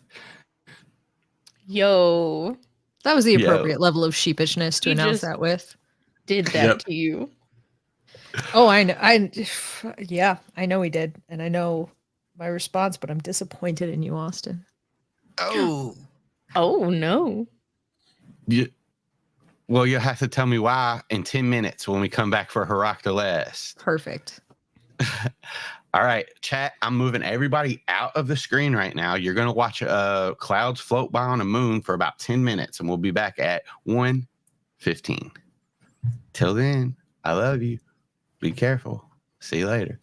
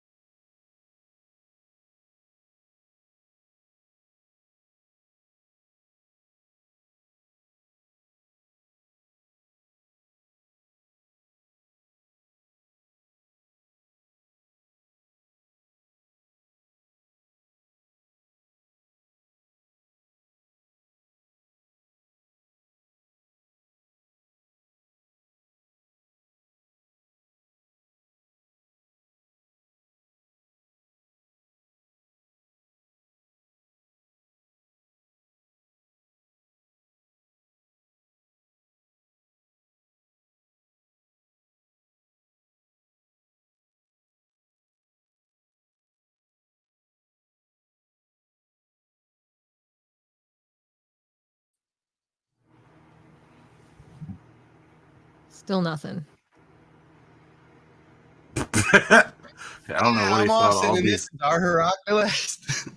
Oh my we're God. doing all these motions at our ears, and he's just like,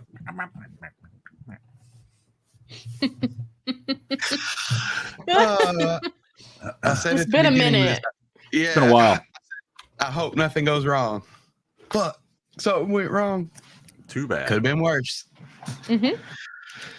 Dude. All right. Heroclist is our after show where we talk about the show we just did and answer some questions from you guys. It's true. It's That's true. accurate. First, Well we done. have to talk about our stream goals. And that is somebody come see us at DragonCon. Yeah. And we'll be there.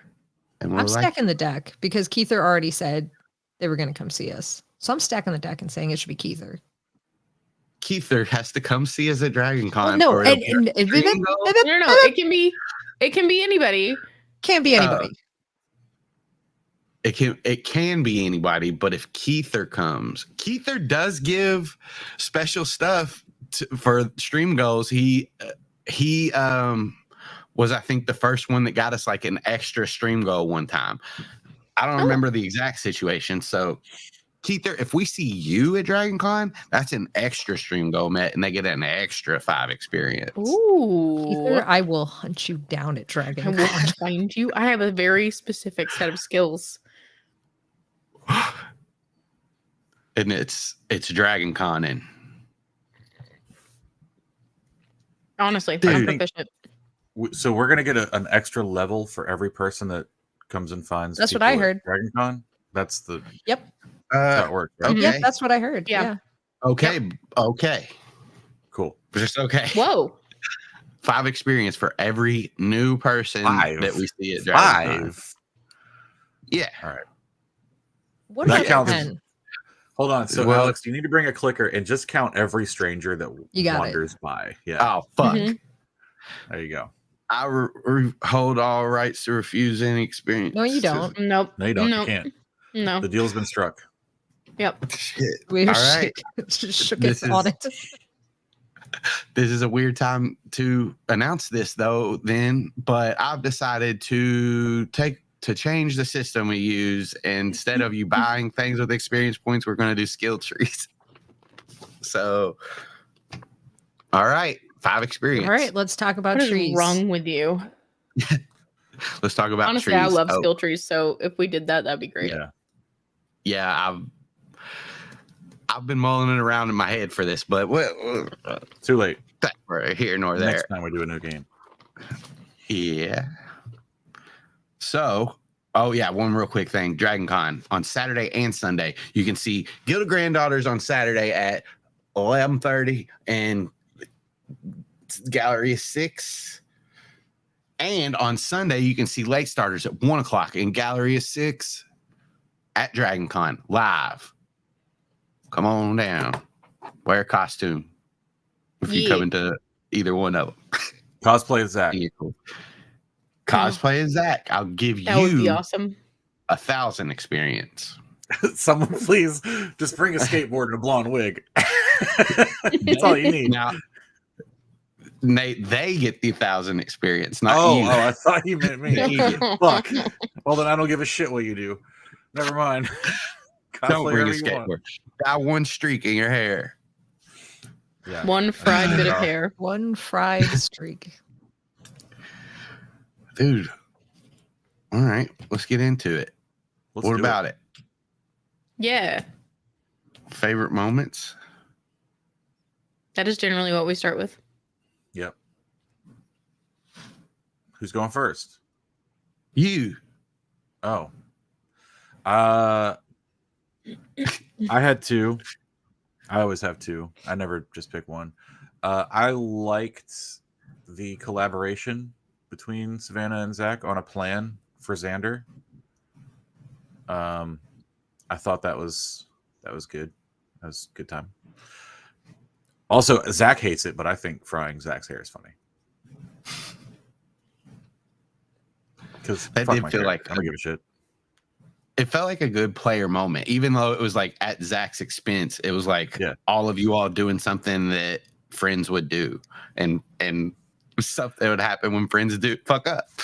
One of the things that Zach is definitely considering on the car ride home is that, like, this is really going to help solidify the story that I'm just hanging out with my friends to my parents. When I come home and I've got fucked up hair, and I can be like, look, I'm just doing teenager shit. Hell yeah. Jenna is just excited for Melissa Chapman to see it. She won't. It'll be cut The before next then. day at school. Yep, there's going to be a haircut. Oh, Zach's skipping class, and yeah, there's going to be a haircut immediately. But here's the thing, though. It's first thing in the morning. Yeah, Nope, he's not going to school until he gets a haircut. Nothing's open.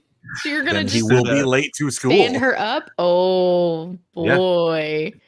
And he'll explain he had a hair emergency. Bad crush choice, amazing player choice. I love it. This plan was already been done. I already knew. Oof.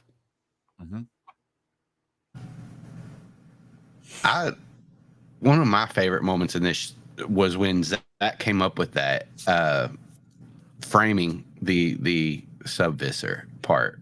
Like, That's cool. that, yeah. It was like I wasn't even thinking of that. I was like, okay, they gotta figure out what they're gonna do with Xander playing, and like that's gonna throw everything, move the timeline up. And then he's like, why don't we fucking frame another one? And I'm like, way to fucking roll with it. So yeah, that was my favorite.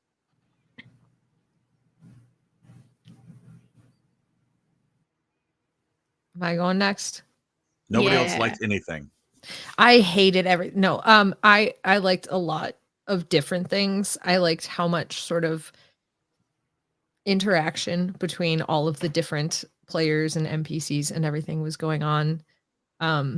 Selfishly, I personally loved getting to put Zach on blast, like for making out with some for Kinsley, I think was her name. So I there was personally never loved supposed that. to be three.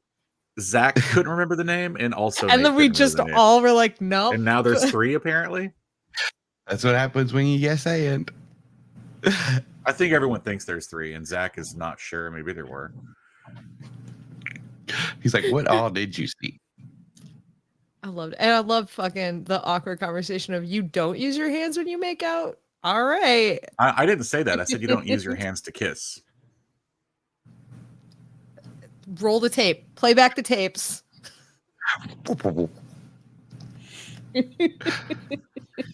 Get in the comments. Get in the comments. Get in the comments and let Yeah. us know. Let us know your favorite moment. Yeah. Let us know what body parts you use to kiss. Please don't. Please don't tell me Nope. that. Yeah, I don't want to know. I use my nose because I Eskimo kiss. Wait. Aw. Oh, yeah. Aw, cute. Oh, Not Gross. the huh noise that I made. Definitely cute. I mean, I don't want that. I don't want anybody to touch my nose with their nose. But you know, But if it you're does into look it, cute. Yeah. Can I tell you guys just real quick? If we could break from this format before we get to Jenna's favorite moments. The story that I always think about with Austin, that I realized that I was a horrible person and Austin was a beautiful baby angel boy, was we were at a zoo once and there was a girl and a guy, and the guy went to walk forward and the girl grabbed the back of his shirt and just went with him in this like little like moment together. And I looked at them and I went, what the fuck are they doing? And Austin looks at me and goes, they're in love.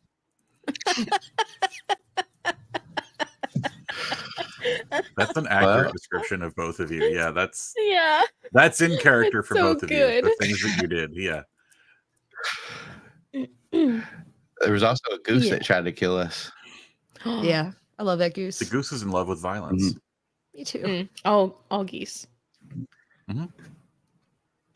Okay, sorry, Jenna. I apologize.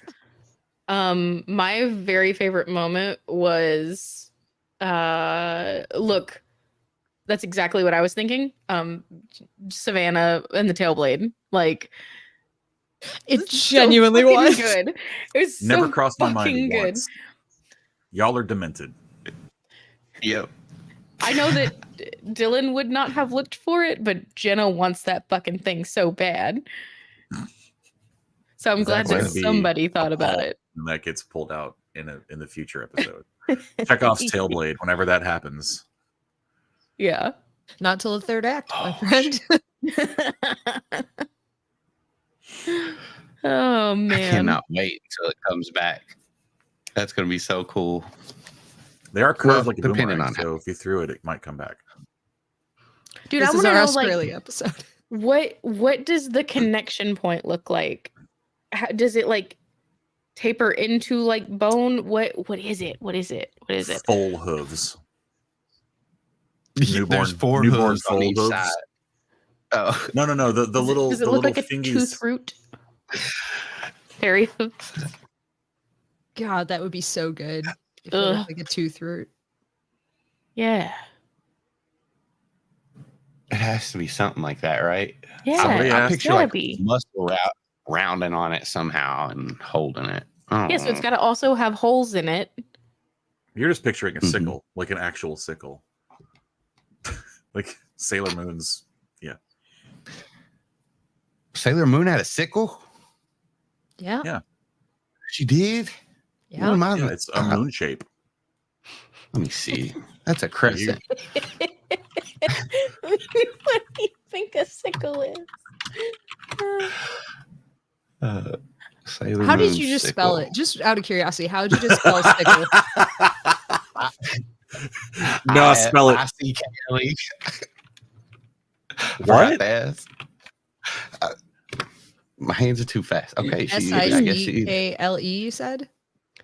S-I-C-K-L-E. Sickle. That's right. Sickle. Sickle. Hey, her sickle sucks. Wow. What? What? Yeah, Get it out. does. Get It out has right the power now. of It's like the a- moon, so It's a dagger sickle. it's What? just It's my favorite just a ice cream. sickle.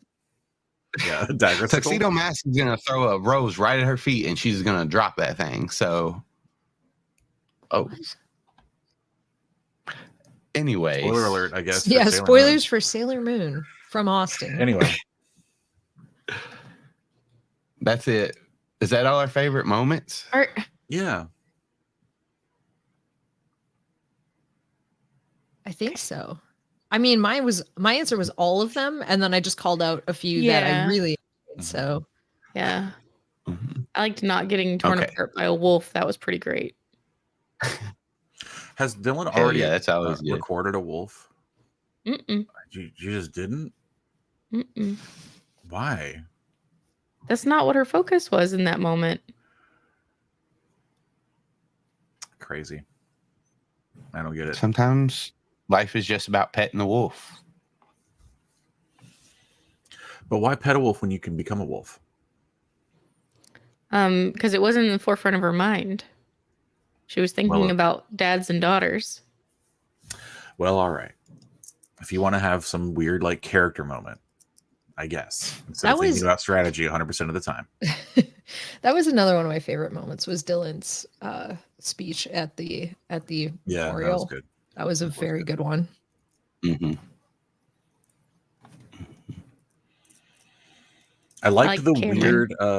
the weird cleaning up the pile of ashes plan, which was a Yeah. moose pushing shit around and a bird flapping its wings. Spreading it out in the That's- grass, man. Sure. Looks Yeah. like What a about deer the got ate. bones? They got moved. I still know what happened to the bones. They got just well, got that's why Pushed.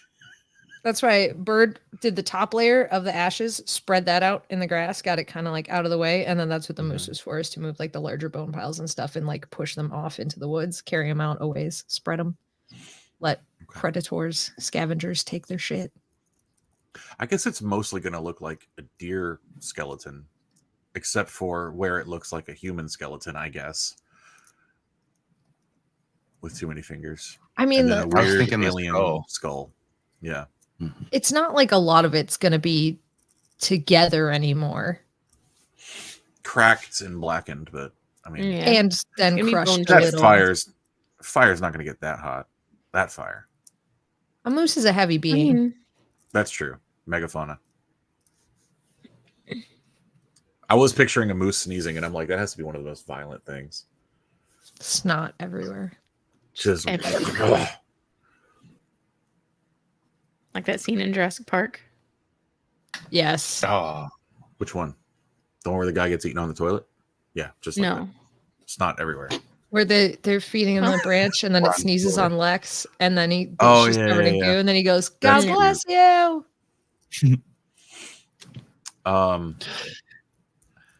Way to throw Xander in the fucking mix. Like, bring him back. That was Shoo. unexpected. We were told. We were told it would happen.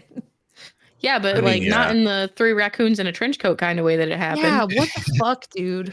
What Dude, the you fuck gotta is be- that High It's about? really alert. weird. So I was like, I was thinking about it, right? I'm like, this Oscar's cabin is from over 100 years ago or something, right? It's old as fuck. I don't know about y'all. I live in North Carolina. I've seen lots of buildings that have just fallen the fuck over because no one's taken care of them for 40 years. Mhm. Never mind 100 and something. And I'm like, how is this cabin still standing and like even livable and all this? Someone's got to be taking care of it. Oscar's grandkids, they live out of state. Eventually they're going to show up and be like, who the fuck are all of you people? And I thought that's who that was because I'd had that thought earlier in the episode. I And think then about this there's a all guy the in a trench coat time. and I'm like, fuck, I didn't mean to call that to myself in my head, but then it was somebody else. And I shouldn't have. Now I'm now realizing I shouldn't have said all that out loud because Austin just wrote all of that down.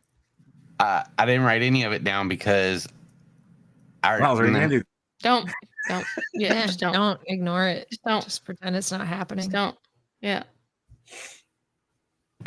But okay, so let me break down the Xander thing real quick. So Xander it's an X and an A. is an X first and then an A. No, the first time you guys really saw Xander, he was in the Yerk pool in his form that you normally see him in, and he helped you all. And that allowed Andalites to get away for the first time, and he was one of the people that let him get away. So he has to adopt a new form when he's around the Yerks. And to him, he's in these forms, so he just came to the cabin in it. So it wasn't really anything it was to fuck with you all because in the meta, you all don't know that, but there's reasonings. Oh, I believe there was like logic behind it. I just meant you successfully fucked with us. That's all. Yay. Yep. Good work. You did it, buddy. Wait till you find out who is. Never mind. Actually, what's up next? Discuss the show still. So I think we're done. We're done discussing it. There's nothing else to talk about. good job. Well, if we really are done discussing it, we have a few questions. to ask. I just said that, but yeah, sure. All Nate right. said it. Questions. Nate said it. What's I mean, the it's law. questions? Question 1. Question 1 is from, I guess, Metastrophe. Wait, did we read this one from Keither? We might have. I don't know. Well, I don't remember. I'll ask you, It's been so many months. It's been Yeah. 86 years. Nate, if you remember Yeah. answering this question, don't answer it. But if you Okay. don't remember answering it, go ahead and answer it. It's from Keither. I love that this and it's hinges on me remembering anything. Well, it's how long until Zach tries to skateboard as Possum? Okay. I don't remember answering that one, so never. He's not going to try to skateboard as Possum because dogs aren't good at skateboarding, and he has 2 different primate morphs. So if he's going to morph and try to skateboard as anything, it's going to be a monkey or ape. How can you possibly say that dogs are not good at skateboarding? Okay. I've seen the videos. They are riding a skateboard successfully. They're not doing tricks. And that's Do a what kickflip, Rover. That's what Okay, Zach just because would- you're not doing tricks doesn't mean you're not skateboarding. You're right. You're right. In Zach's mind, he's not going to morph something just to go forward and turn a little. He wants to do flips. Not even for TikTok? No. If he's going to make a video, it's going to be monkeys doing kickflips Not Alright. I'm a dog and with human intelligence riding around on a skateboard. Behold. Okay. All right. Okay. I get it. But let me keep going on this one. Dogs can only like ride skateboard go straight because they have dog level intelligence. Now your Yes. dog with human level intelligence, maybe dog can do kickflip. I don't know if the joints work well enough for that. But Maybe. But a mandrill definitely could do it. Yeah, he could just grab it and flip it with his feet. Or with his feet. hands. Yeah, his hand feet. Feet Can you imagine all hands. that like impossible ollies and stuff? It would look good. It would look good. Dude, it'd be like Anyway, you just spinning the board around. Zach fully plans to capitalize on the fact that he can morph after the war. When it doesn't matter if they're a secret anymore. And he's going to make a lot of TikToks where he's an animal doing human shit. He already knows that this is going to be wildly popular. This is like a 'Cause really he's seen- Marco episode for you, like planning to like what you're going to do with your morphs after the war to monetize. You got a fucked I up love that you're- haircut. You think it's an episode because, well, No, okay, the fucked it's up episode, the fucked up haircut, yeah. But Zach's known all this shit for a while. He's Yeah, I been know, just it's kind of like just- hedging his bets. Like, it's when for can fun. I start doing these? Would it be bad if I had the drafts already ready, like ready to go on the day? I just think this one's being really like Marco forward, obviously for you. On the day that I made Zach, the concept was like Marco, but with a plan. So, or like, what if Marco? Well, because at the beginning, Zach was I made him to lead, so it was Marco as a leader. Hell yeah. So yeah, there's a lot of Marco instances. The haircut wasn't planned though, But I love it. premeditated. It was a post-meditated haircut. Yes, that's exactly right. Post Malone. Oh, Alex, I see that you got that question and it was thrown in. I didn't see. I was looking above the questions that you posted, so I didn't see that one was last. I thought it was just one that you missed. I see now that you put it in there. Thanks. Let's do He just another has question. so little faith in me at all times. Not anymore. I'm only reading what you wrote. If the Humanimals could record aliens from non-animorph sci-fi series, what morphs would you want? So it's like Star Wars, Star Trek, Doctor Who, Farscape, Alien / Predator. I have a clarifying question. Are these series that we know about or that our characters know about? I think we know about. Okay. Yeah, that was gonna be like, is it what Jenna wants or is it what Dylan wants? what Yeah, I Jenna think wants. it's you. Yeah, what Jenna wants. Everybody, what would Jenna want us to morph? Oh, the xenomorph. Xenomorph. That's a good call. Hi. I Yeah. don't think that Zach would never think of it, but as soon as Dylan had a xenomorph, he would be like, I gotta get a predator. Oh, we're fighting. Not so that we can fight, but just because like ultimate fucking team up. Okay, all right. Dylan would try Yeah. to initiate the battle royale. And immediately I'd be like, no. We're just it's just so we can and then Like he you would morph, and then she would like show the little mouth, and she'd Try be to do like, the "Yeah, thing. let's go." and I'd be like, no, we're a team. Yeah, and then it's like instant like secret handshake. All right, let's go. Yeah, immediately. Zach's first instinct is Wookiee, period. And then his second instinct is Wampa. And then his third Because- instinct is Rancor. Yeah. Honestly. Yes, same Uh, here. So Metastrophe put Farscape in the mix though, and having a I Moya know. morph is very, very good.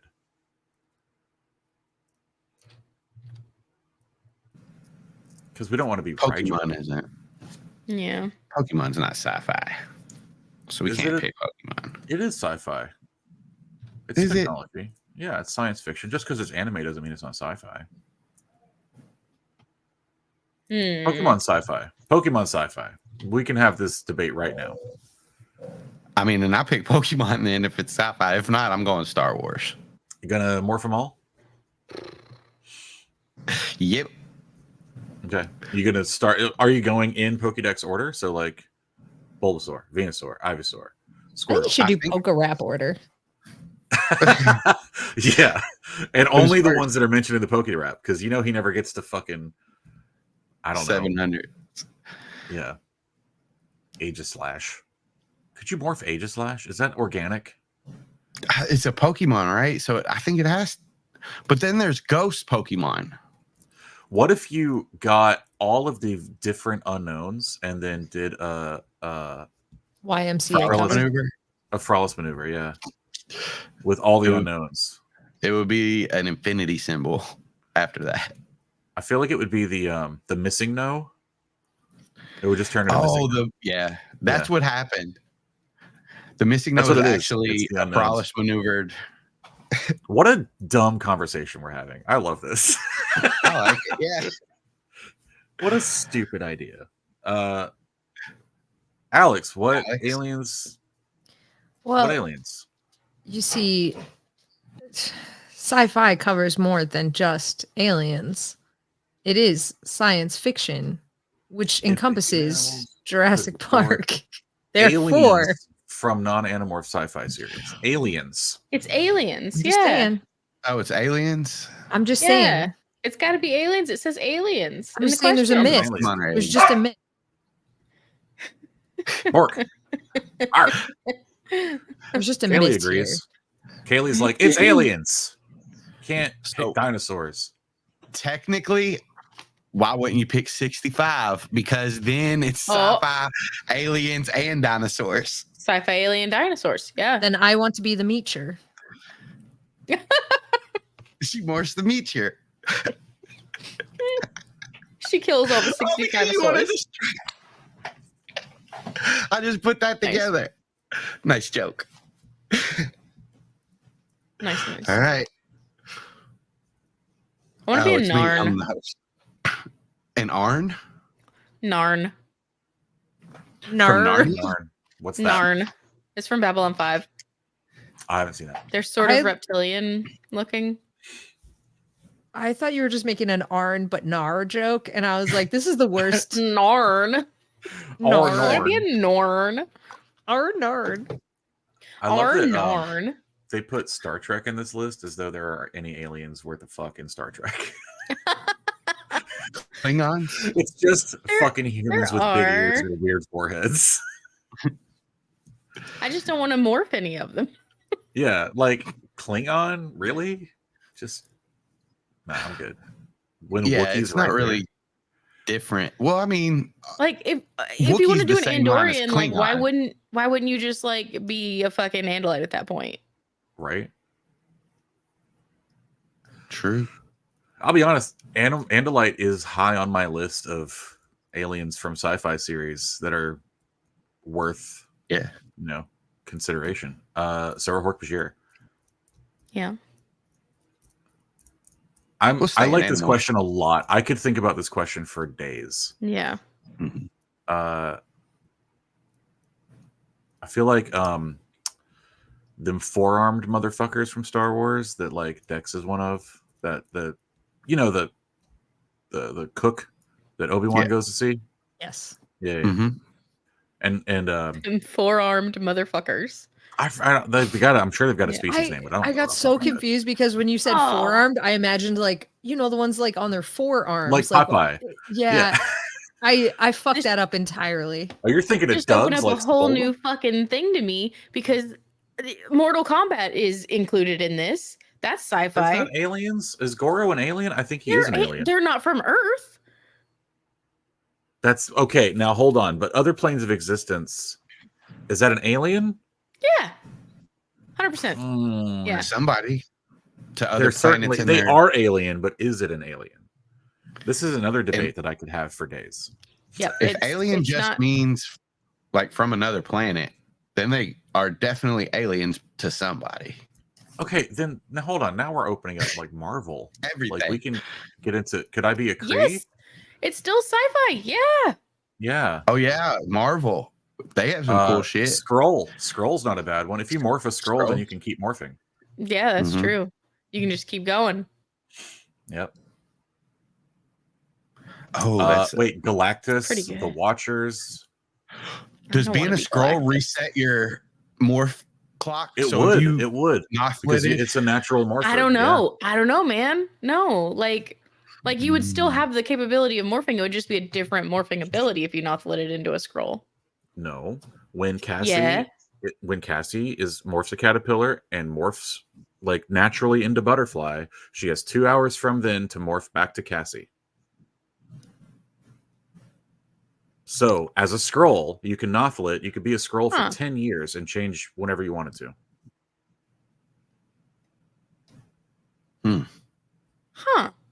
Huh.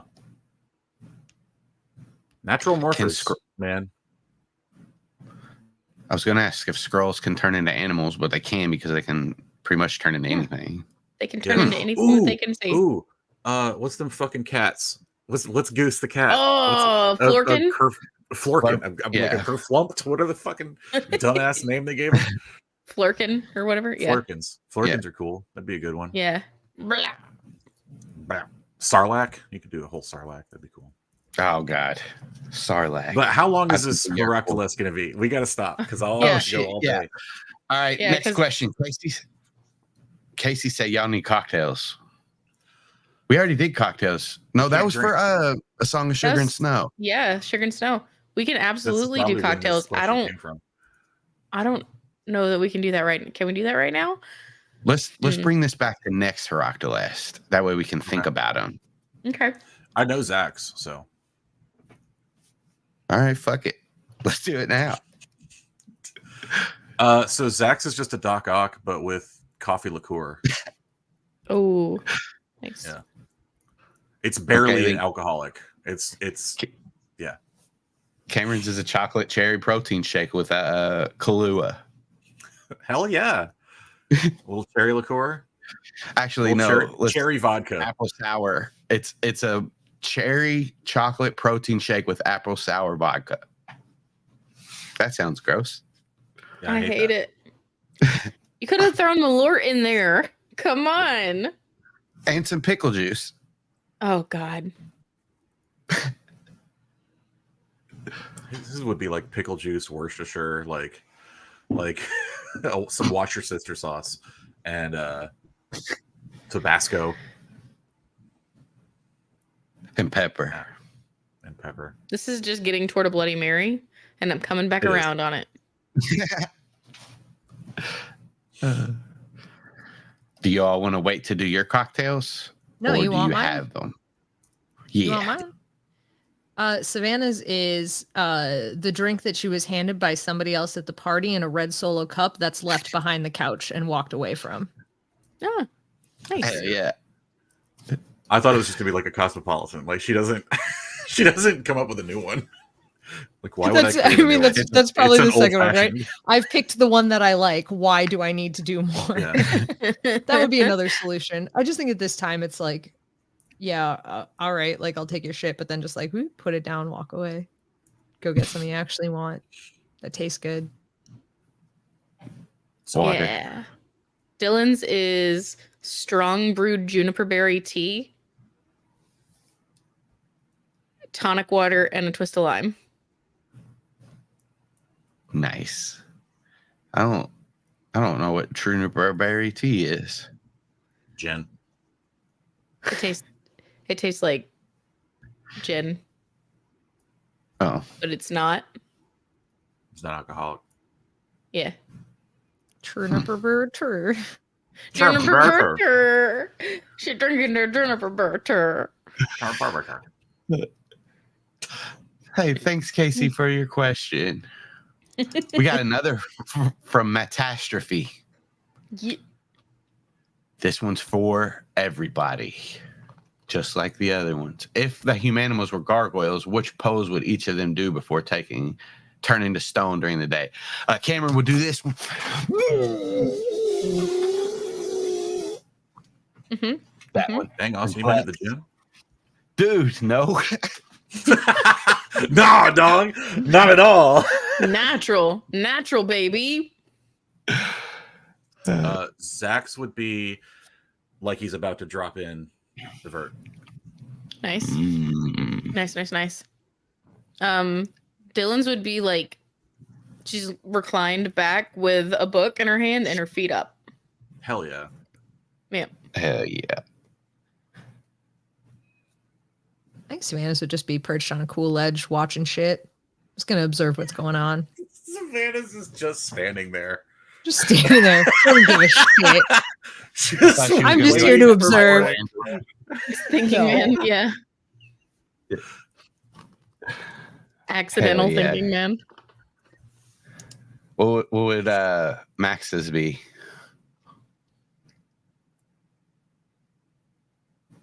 Fighting pose. Handstand. Tailblade at the ready.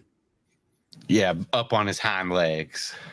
The rearing Andalite. Mhm. I think standing Nice. on his hind legs with his front legs on his hips and then his arms on his other hips.